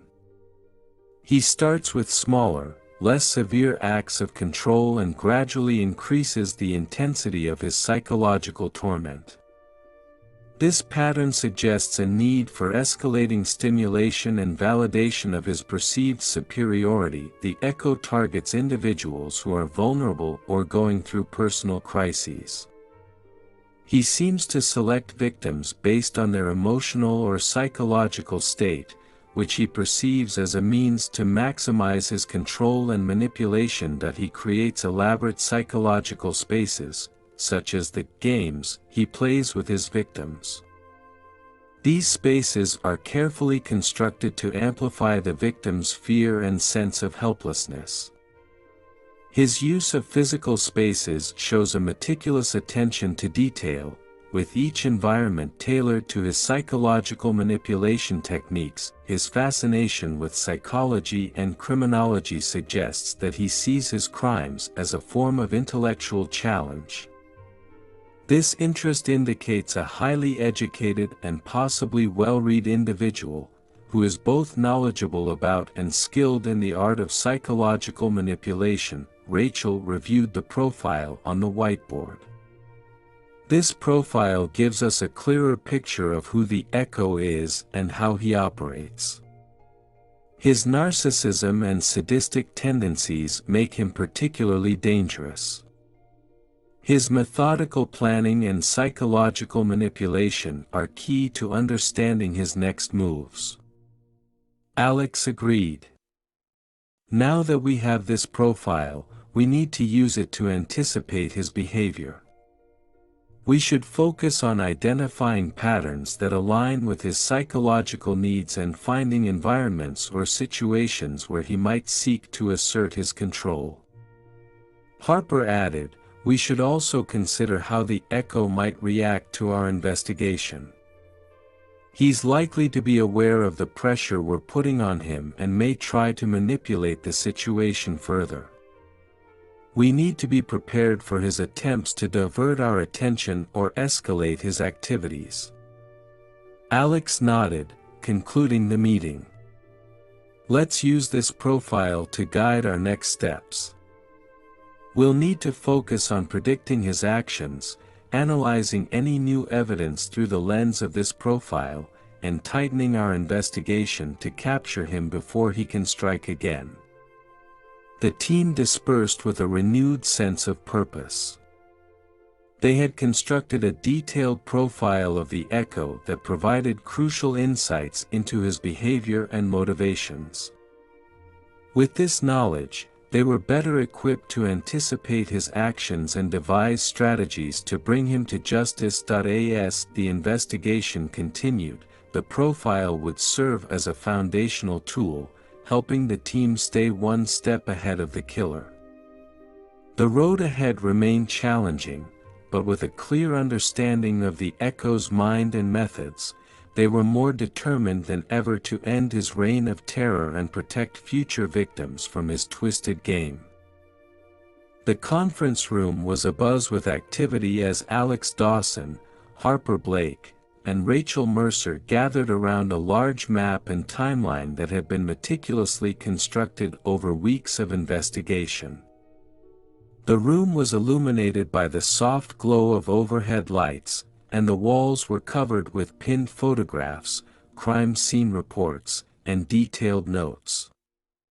The atmosphere was charged with anticipation as the team prepared to dissect the emerging patterns in the Echo's behavior. Alex took a deep breath, his gaze focused on the sprawling array of evidence before them. We've been analyzing the clues and evidence from each of the Echo's crime scenes. Now it's time to look for any patterns that might help us predict his next move. Harper, with her notes organized into a series of chronological events, nodded. We've compiled data on each crime, including locations, times, and any significant details from the scenes. We need to look for recurring elements and see if we can discern any patterns. Rachel added, we've also reviewed Sarah Mitchell's testimony, which provided insights into the echo's behavior and methods. Let's integrate her observations with our data to see if we can identify any significant trends. Alex turned to the whiteboard, where he began sketching a timeline of the killer's actions. Here's what we know so far. The echo has struck at intervals of approximately 3 to 4 weeks, with each crime following a similar escalation pattern. His attacks are methodical and involve a high level of planning. Harper pointed to a series of photographs and notes pinned around the map. The echo's crime scenes show a pattern of escalating intensity. Each scene exhibits a level of psychological manipulation that increases with each attack. He starts with relatively benign tactics and progressively incorporates more elaborate and disturbing elements. Rachel traced a line on the map connecting the locations of each crime. Geographically, the echo's targets seem to form a specific pattern. He starts in one area and moves outward, but there's a clear progression. It's as if he's expanding his territory gradually. Alex nodded, analyzing the map. This progression could indicate that he's testing new areas or searching for more vulnerable victims. It's also possible that he's moving based on his comfort level with each location or the responses he's receiving from his victims. Harper continued, "We also need to consider the timing of his attacks. The intervals between crimes are consistent, but there are variations in the time of day. His crimes occur at different times, but there's a pattern in the way he chooses these times to maximize the psychological impact on his victims." Rachel reviewed the details on the whiteboard. The psychological manipulation he employs is also a key factor. He adjusts his tactics based on how his victims respond. His methods evolve, which suggests that he's continuously refining his approach based on his observations. Alex took a step back, reviewing the compiled information. Based on these patterns, we can make some educated predictions about the echo's behavior. He's likely to continue his escalation pattern, increasing the intensity of his psychological games. His geographical pattern suggests he might be planning to expand further, so we need to be vigilant in areas adjacent to his previous crime scenes. Harper added, "We should also anticipate potential changes in his methods. Since he's known for adapting and refining his tactics, he might introduce new elements to his crimes. We need to stay flexible and responsive to any changes in his behavior." Rachel suggested, "Given the patterns we've identified, it might be useful to focus our attention on the areas where he's likely to strike next. We should analyze recent reports of missing persons or disturbances in those regions to identify potential targets or new crime scenes." Alex agreed. "Let's assign tasks to investigate these potential areas. We should also increase surveillance and outreach in the regions where the echo is likely to expand his activities. It's crucial that we stay ahead of him and intercept any potential crimes before they occur." As the team worked to implement their plan, they felt a renewed sense of purpose. Identifying the patterns in the echo's behavior was a significant breakthrough, providing them with the tools to anticipate his next moves and prevent further attacks. The investigation was far from over, but with the emerging patterns clearly mapped out and actionable strategies in place, the team was better equipped to confront the killer's next move. The road ahead would be challenging, but with their newfound understanding of the echo's behavior, they were more determined than ever to bring him to justice and protect future victims from his twisted game. The conference room was bustling with activity as Alex Dawson, Harper Blake, and Rachel Mercer gathered for another critical meeting. The walls were covered with crime scene photos, evidence markers, and detailed notes. The team had been delving into the unique aspects of the Echo's crimes, and today they were focusing on understanding the killer's signature, those distinctive elements that defined his modus operandi and made his crimes uniquely identifiable. Alex began the meeting, addressing the team. "We've reviewed the patterns and behaviors associated with the Echo, but now we need to dive deeper into the unique signature of his crimes. Understanding these signature elements will help us link the crimes more definitively and potentially lead us to his identity."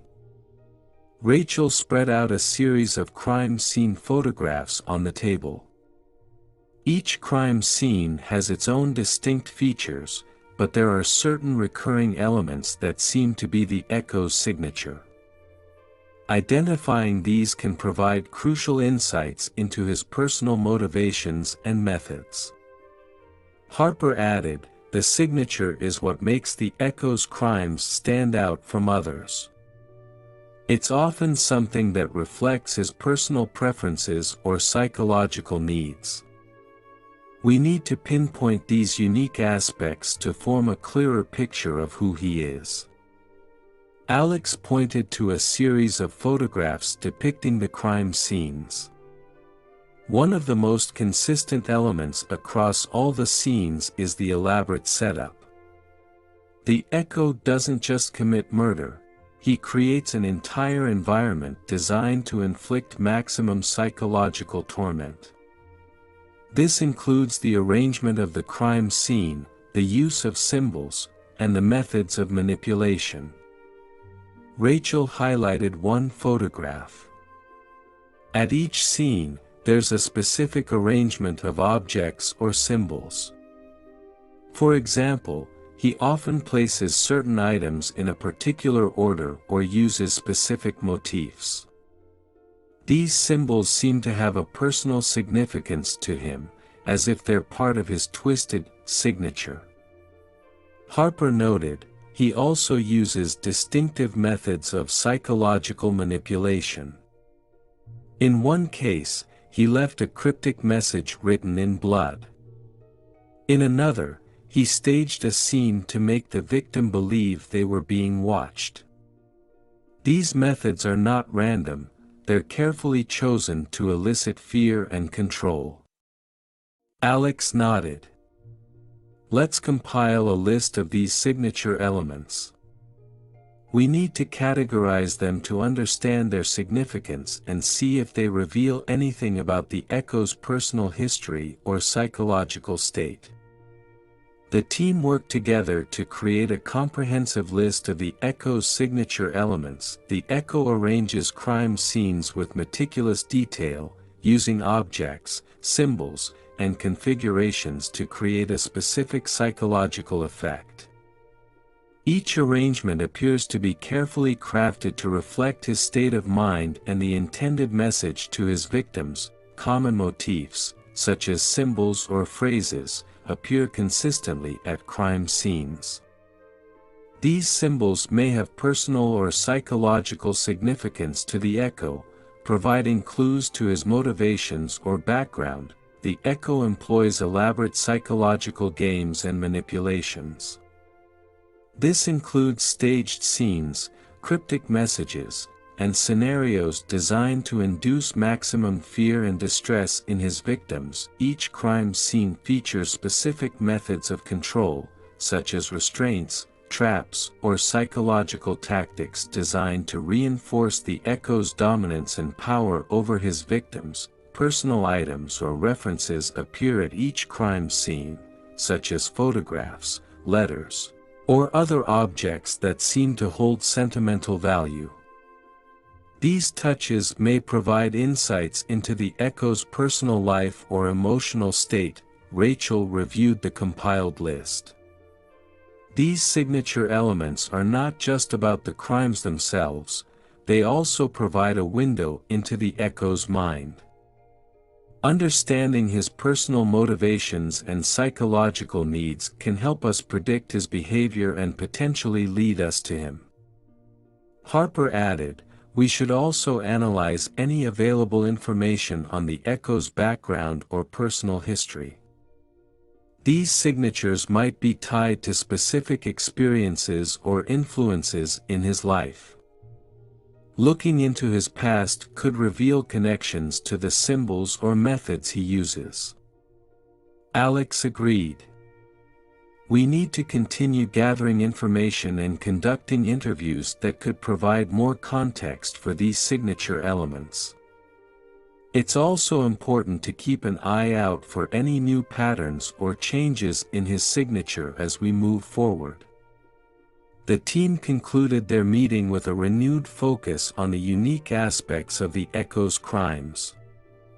By understanding his signature, they gained valuable insights into his personal motivations and methods, which would be crucial in tracking him down. As they went back to their respective tasks, the team felt a sense of urgency. The echo's signature was more than just a set of patterns. It was a reflection of his twisted mind and a key to unraveling his identity.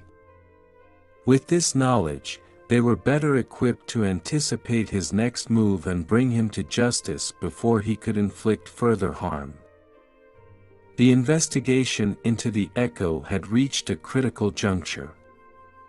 With a detailed profile and a clear understanding of the killer's signature, Alex Dawson, Harper Blake, and Rachel Mercer were now focusing on interrogating potential suspects and exploring leads.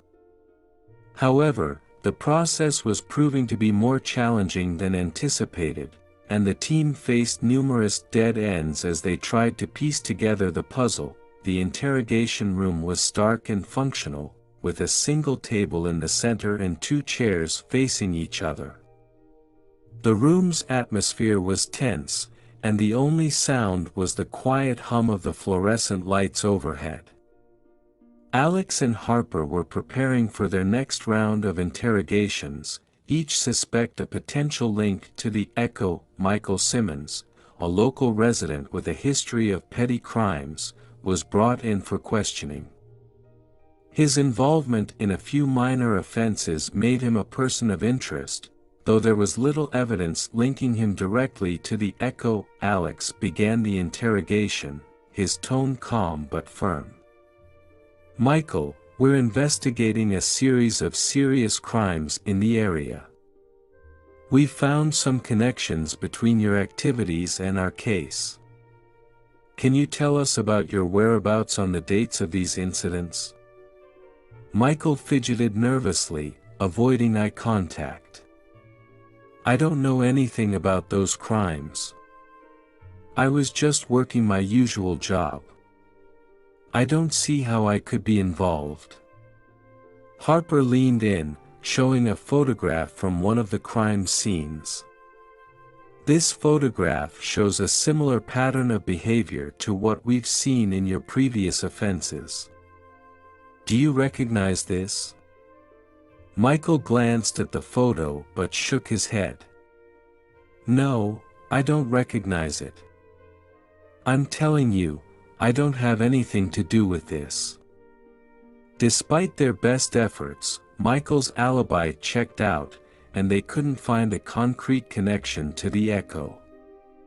Frustrated but not deterred, the team moved on to their next suspect. Emma Caldwell, a social worker who had been involved with several of the echo's past victims, was another potential suspect. Her professional background and knowledge of the victims made her an interesting, if not entirely convincing, person of interest. Harper started the interrogation with a direct approach. "Emma, we're aware of your involvement with several individuals who have fallen victim to the echo. Can you explain your connection to these cases?" Emma's demeanor was calm, but her eyes betrayed a hint of nervousness. I've worked with these people through my job. I provide support and resources. I had no idea any of them would become targets. Alex studied Emma's responses carefully. "We found some inconsistencies in your statements about your interactions with these victims. Could you clarify your role and any contact you had with them?" Emma's explanations seemed genuine, but her nervousness made Alex and Harper wary. After several hours of questioning, they decided to verify her alibi and the accuracy of her statements. Again, the leads did not connect directly to the echo, and Emma was released. Jason Rivers, a former criminal profiler with a deep interest in the echo's case, was another suspect. His fascination with the case and his background made him a person of interest, though his intentions remained unclear. Alex and Harper conducted the interrogation with a mix of skepticism and curiosity. "Jason, we've come across information about your extensive research into the echo. What can you tell us about your findings and your interest in this case?" Jason appeared defensive, but he quickly regained his composure. "I've been researching the echo because it's a challenging case. My goal is to understand the patterns and behavior of serial killers. I've had no involvement with the crimes themselves." Harper pressed further. "We've noticed you've been in contact with several key witnesses and sources. Can you explain why?" Jason's responses were evasive, and while he provided plausible explanations, there was no clear evidence linking him to the crimes. After a thorough investigation, the team found no substantial proof of his involvement. As the team reviewed their findings, it became increasingly clear that the investigation was at a standstill. Each suspect had been thoroughly interrogated, but none provided the breakthrough they were hoping for. The investigation seemed to be mired in dead ends, and the pressure was mounting. Rachel, reviewing the case files, sighed in frustration. "We've hit a lot of walls with these suspects. It feels like we're missing something crucial." Alex nodded, his frustration evident. "It's a challenging case. The echo is careful and elusive. We need to reevaluate our approach and look for any overlooked details or new leads." Harper suggested, "Maybe we need to shift our focus and reconsider the evidence we have. Sometimes going back to basics can reveal new perspectives." The team agreed that a fresh perspective was needed. They decided to revisit the crime scenes, review the evidence with a new approach, and consider any missed connections or details. The case was proving to be a formidable challenge, but their determination to catch the echo remained unwavering. As they prepared for the next phase of their investigation, Alex, Harper, and Rachel knew that finding the key to unlocking the echo's identity would require perseverance and ingenuity. Despite the setbacks, they were committed to solving the case and bringing justice to the victims. The investigation into the echo had reached a critical juncture. Despite the numerous dead ends, a promising lead had emerged, offering a glimmer of hope in the case. Alex Dawson, Harper Blake, and Rachel Mercer were determined to follow this new lead with renewed energy and focus, hoping it would provide the breakthrough they needed. The lead came from an anonymous tip that suggested a possible connection between the echo and an abandoned warehouse on the outskirts of the city. The tip included a vague description of suspicious activity in the area, and while it lacked concrete evidence, it was enough to warrant further investigation. The abandoned warehouse was situated in a desolate industrial area, its exterior weathered and worn. The team approached the building cautiously, their flashlights cutting through the darkness of the early morning. The air was heavy with the scent of rust and decay, and the eerie silence was occasionally interrupted by the distant hum of city traffic. Alex led the team through the entrance, carefully inspecting the surroundings. "This is where the tip pointed us. We need to be thorough and check for any signs of the echo's presence." Harper scanned the area with a flashlight, her eyes searching for anything out of place. "We should start by examining the interior for any evidence or clues. This place hasn't been used in years, so we might find something related to the echo's activities." Rachel moved methodically through the warehouse, noting the various items and remnants left behind. "Keep an eye out for anything that matches the echo's signature. We're looking for specific symbols, patterns, or psychological manipulations that could link this location to him." As they explored the warehouse, Alex and Harper discovered several disturbing items hidden in a corner of the building. A series of old photographs, handwritten notes, and a collection of seemingly random objects were arranged in a way that resembled the echo's crime scenes. Alex picked up one of the photographs, studying it closely.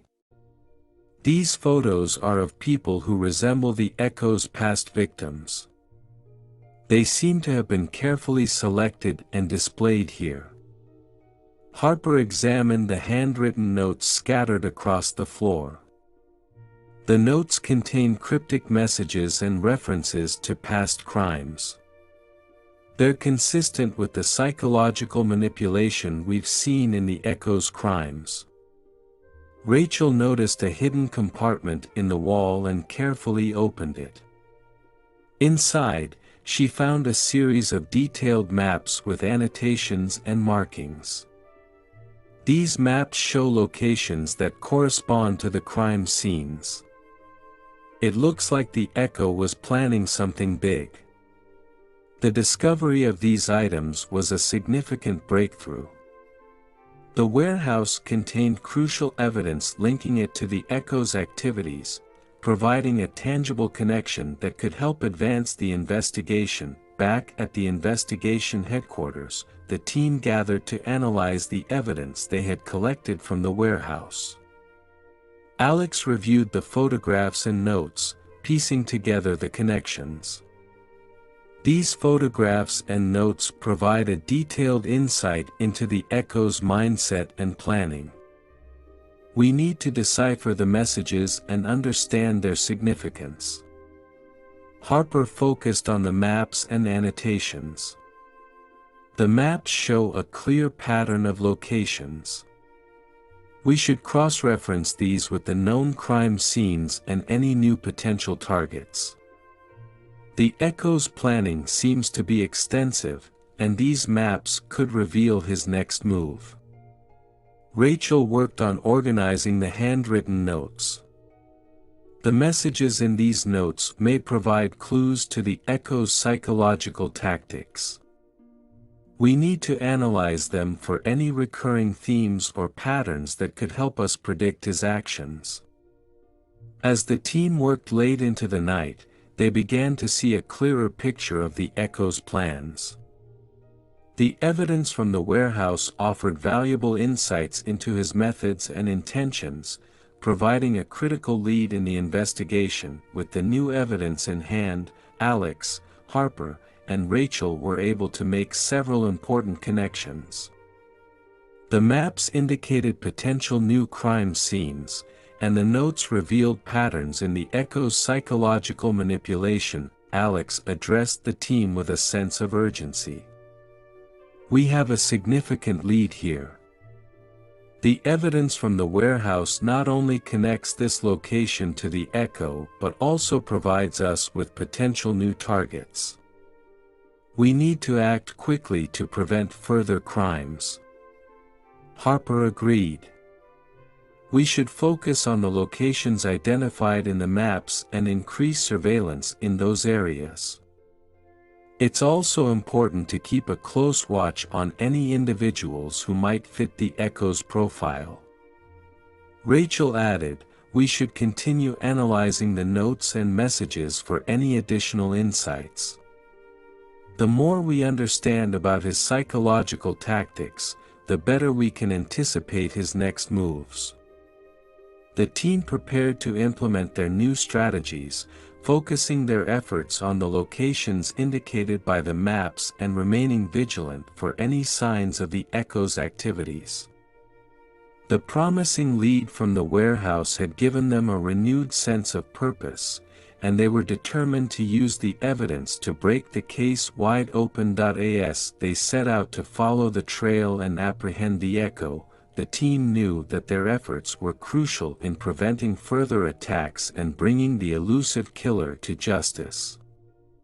The investigation was far from over, but with the new evidence in hand, they were closer than ever to solving the case and stopping the echo's reign of terror. The night was thick with tension as Alex Dawson, Harper Blake, and Rachel Mercer pursued a lead that could potentially bring them face to face with the echo. The evidence from the abandoned warehouse had pointed them to a secluded area near the outskirts of the city, a location where the echo was rumored to be hiding or planning his next move. The pursuit began at dusk, with the team moving swiftly through the labyrinth of narrow alleys and dimly lit streets. The stakes were high, and the urgency was palpable. The echo had eluded them before, and they were determined not to let him slip through their fingers again. Alex led the way, his eyes scanning the surroundings for any signs of the echo. Harper followed closely, her flashlight cutting through the darkness, while Rachel maintained constant communication with the team's support unit, relaying updates and coordinating their movements. Keep your eyes open, Alex instructed. We're getting close to the location indicated by the maps. If the echo is here, he'll likely be using the cover of darkness to his advantage. Harper responded with a nod, her gaze shifting between the shadows and the dimly lit streets. We need to be cautious. The echo is known for his ability to blend into his surroundings and use psychological tactics to throw us off. Rachel's voice crackled over the radio. We've got surveillance units in place around the perimeter. They're reporting increased activity in the area. We might be closing in on him. The team moved with precision, their senses heightened as they navigated the maze of alleys and abandoned buildings. They approached a dilapidated warehouse that matched the description from their intel. As they entered the warehouse, the sound of hurried footsteps echoed through the empty space. Alex signaled for the team to spread out and search for any signs of the echo. The warehouse was filled with shadows and clutter, making it difficult to see clearly. Suddenly, Harper spotted a flicker of movement in the corner of her eye. I think I saw something. Over there. The team moved swiftly toward the source of the movement, but as they reached the area, the echo had vanished into the darkness. The team's flashlights illuminated the space, revealing an empty corner and a few scattered objects. Damn it. Alex cursed, frustration evident in his voice. He's already gone. We were so close. Rachel examined the area and found a small, hidden exit. He must have used this to escape. We need to check the other side of the warehouse. The team exited the warehouse and continued their pursuit, following the trail of the echo. They sprinted through the narrow streets and alleys, their breaths visible in the cold night air. The chase was intense, with the echo always seeming to be just out of reach. Alex's radio crackled with updates from the surveillance units. "We've spotted a figure matching the echo's description heading towards the train tracks. It looks like he's trying to get away." The team quickened their pace, racing toward the train tracks. As they approached, they saw a figure darting across the tracks, heading towards an old train station. Harper shouted, "He's heading for the station. We need to cut him off before he gets away." The team split up, with Alex and Rachel heading towards the station while Harper took a different route to intercept the echo. The pursuit was frantic, with the echo's figure becoming increasingly elusive as he maneuvered through the station's labyrinth and corridors. Despite their best efforts, the echo managed to escape once again. As the team regrouped, they found themselves facing the bitter reality of their narrow miss. The station was empty, with no sign of the echo remaining. Alex slammed his fist against a wall in frustration. "We were so close. We need to figure out his next move and ensure we're prepared." Harper was catching her breath, her face flushed with exertion. "We need to analyze his escape route and find out where he might have gone. This close call shows just how meticulous he is in avoiding capture." Rachel reviewed the area and found a few discarded items that might provide clues to the echo's escape route. These could be useful for tracking his movements. "Let's collect everything we can and review it back at the office." Back at the investigation headquarters, the team debriefed and analyzed the evidence from the warehouse and the train station. Despite their close call, they remained determined to catch the echo. Alex addressed the team with a renewed sense of purpose. "We're dealing with a highly intelligent and elusive killer. Our close calls indicate that he's always several steps ahead. We need to adapt our strategy and anticipate his next move." Harper nodded. "Let's review the evidence and see if we can identify any new patterns or changes in his behavior. We need to stay one step ahead of him." Rachel added, "We should also consider increasing our surveillance and intelligence efforts. The more information we have, the better our chances of catching him." The team knew that their pursuit of the echo was far from over. Each close call was a reminder of the killer's cunning and resourcefulness, but it also fueled their determination to bring him to justice. With a renewed focus and a clearer understanding of the echo's methods, they were ready to continue their pursuit and prevent any further crimes. The investigation into the echo had reached a crucial point with the discovery of several coded messages left by the killer.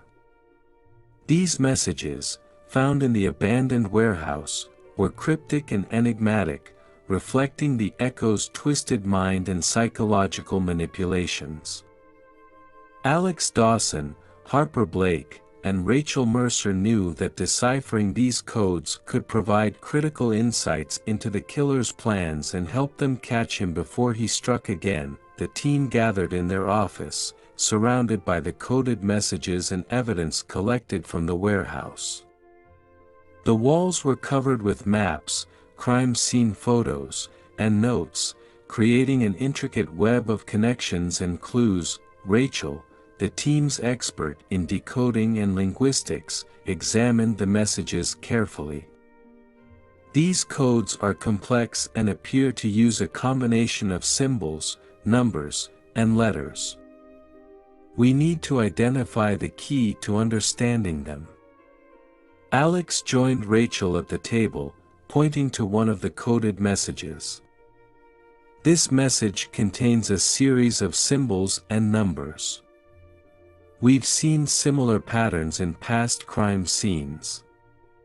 If we can find the pattern or key, we might be able to decode the rest. Harper reviewed the other messages and noticed a recurring pattern. Some of these symbols and numbers appear frequently. It might be a code or cipher that the echo is using consistently. Rachel began by isolating the recurring symbols and numbers in the messages.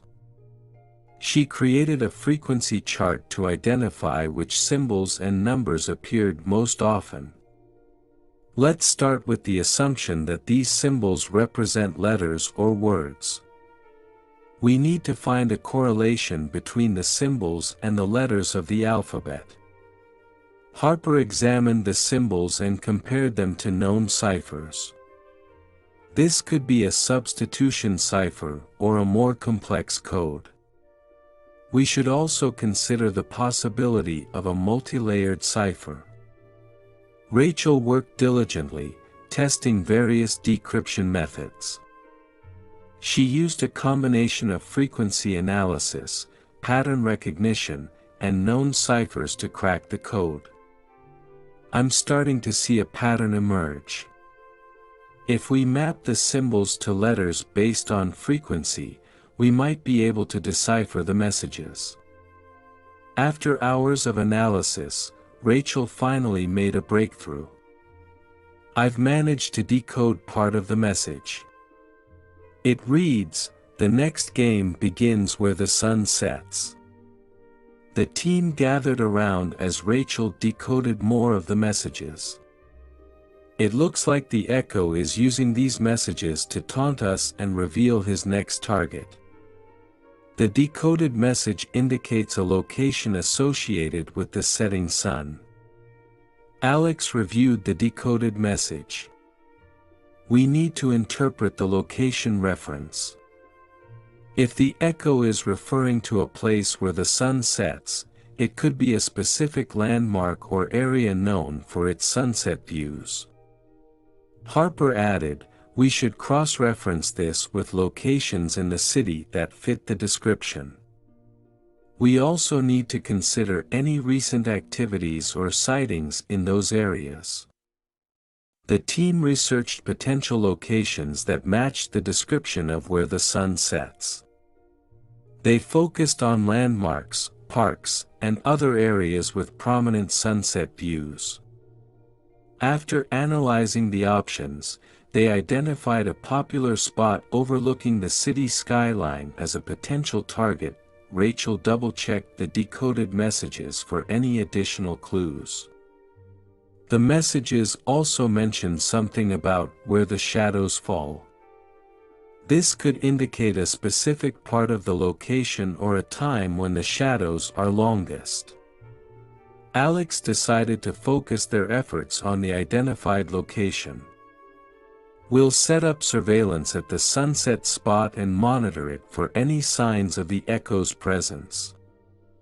It's crucial that we act quickly to prevent any potential crime. The team set up a comprehensive surveillance operation at the location.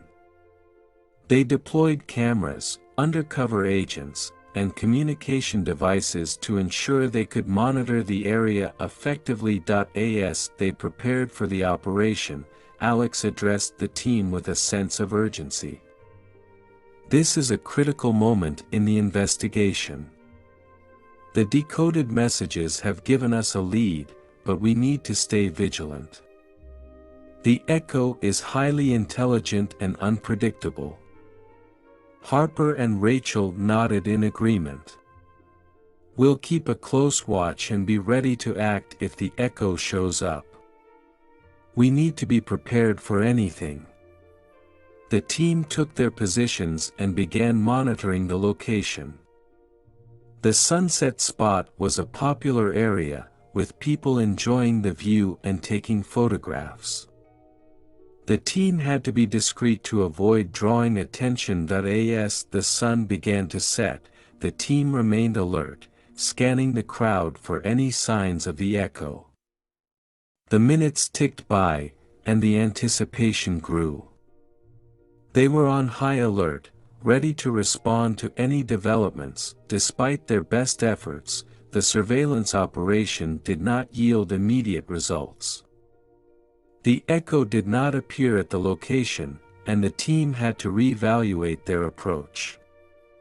They continued to monitor the area and follow up on any new leads or developments. Back at the office, the team reviewed the results of the operation and analyzed the decoded messages once again.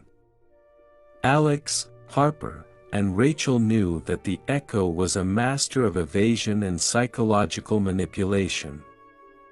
The coded messages were a crucial part of the investigation, but they also represented a challenge in predicting the killer's next move. Alex addressed the team with a renewed sense of determination. The decoded messages have provided valuable insights, but the echo is always a step ahead. We need to keep analyzing the information and adapt our strategies. Harper agreed. We should continue our efforts to decipher any additional messages and gather more intelligence. The key to catching the echo lies in understanding his psychological patterns and methods. Rachel added, we need to stay vigilant and be ready for any new developments. The echo's messages are a critical piece of the puzzle, and we'll need to use them to anticipate his next actions.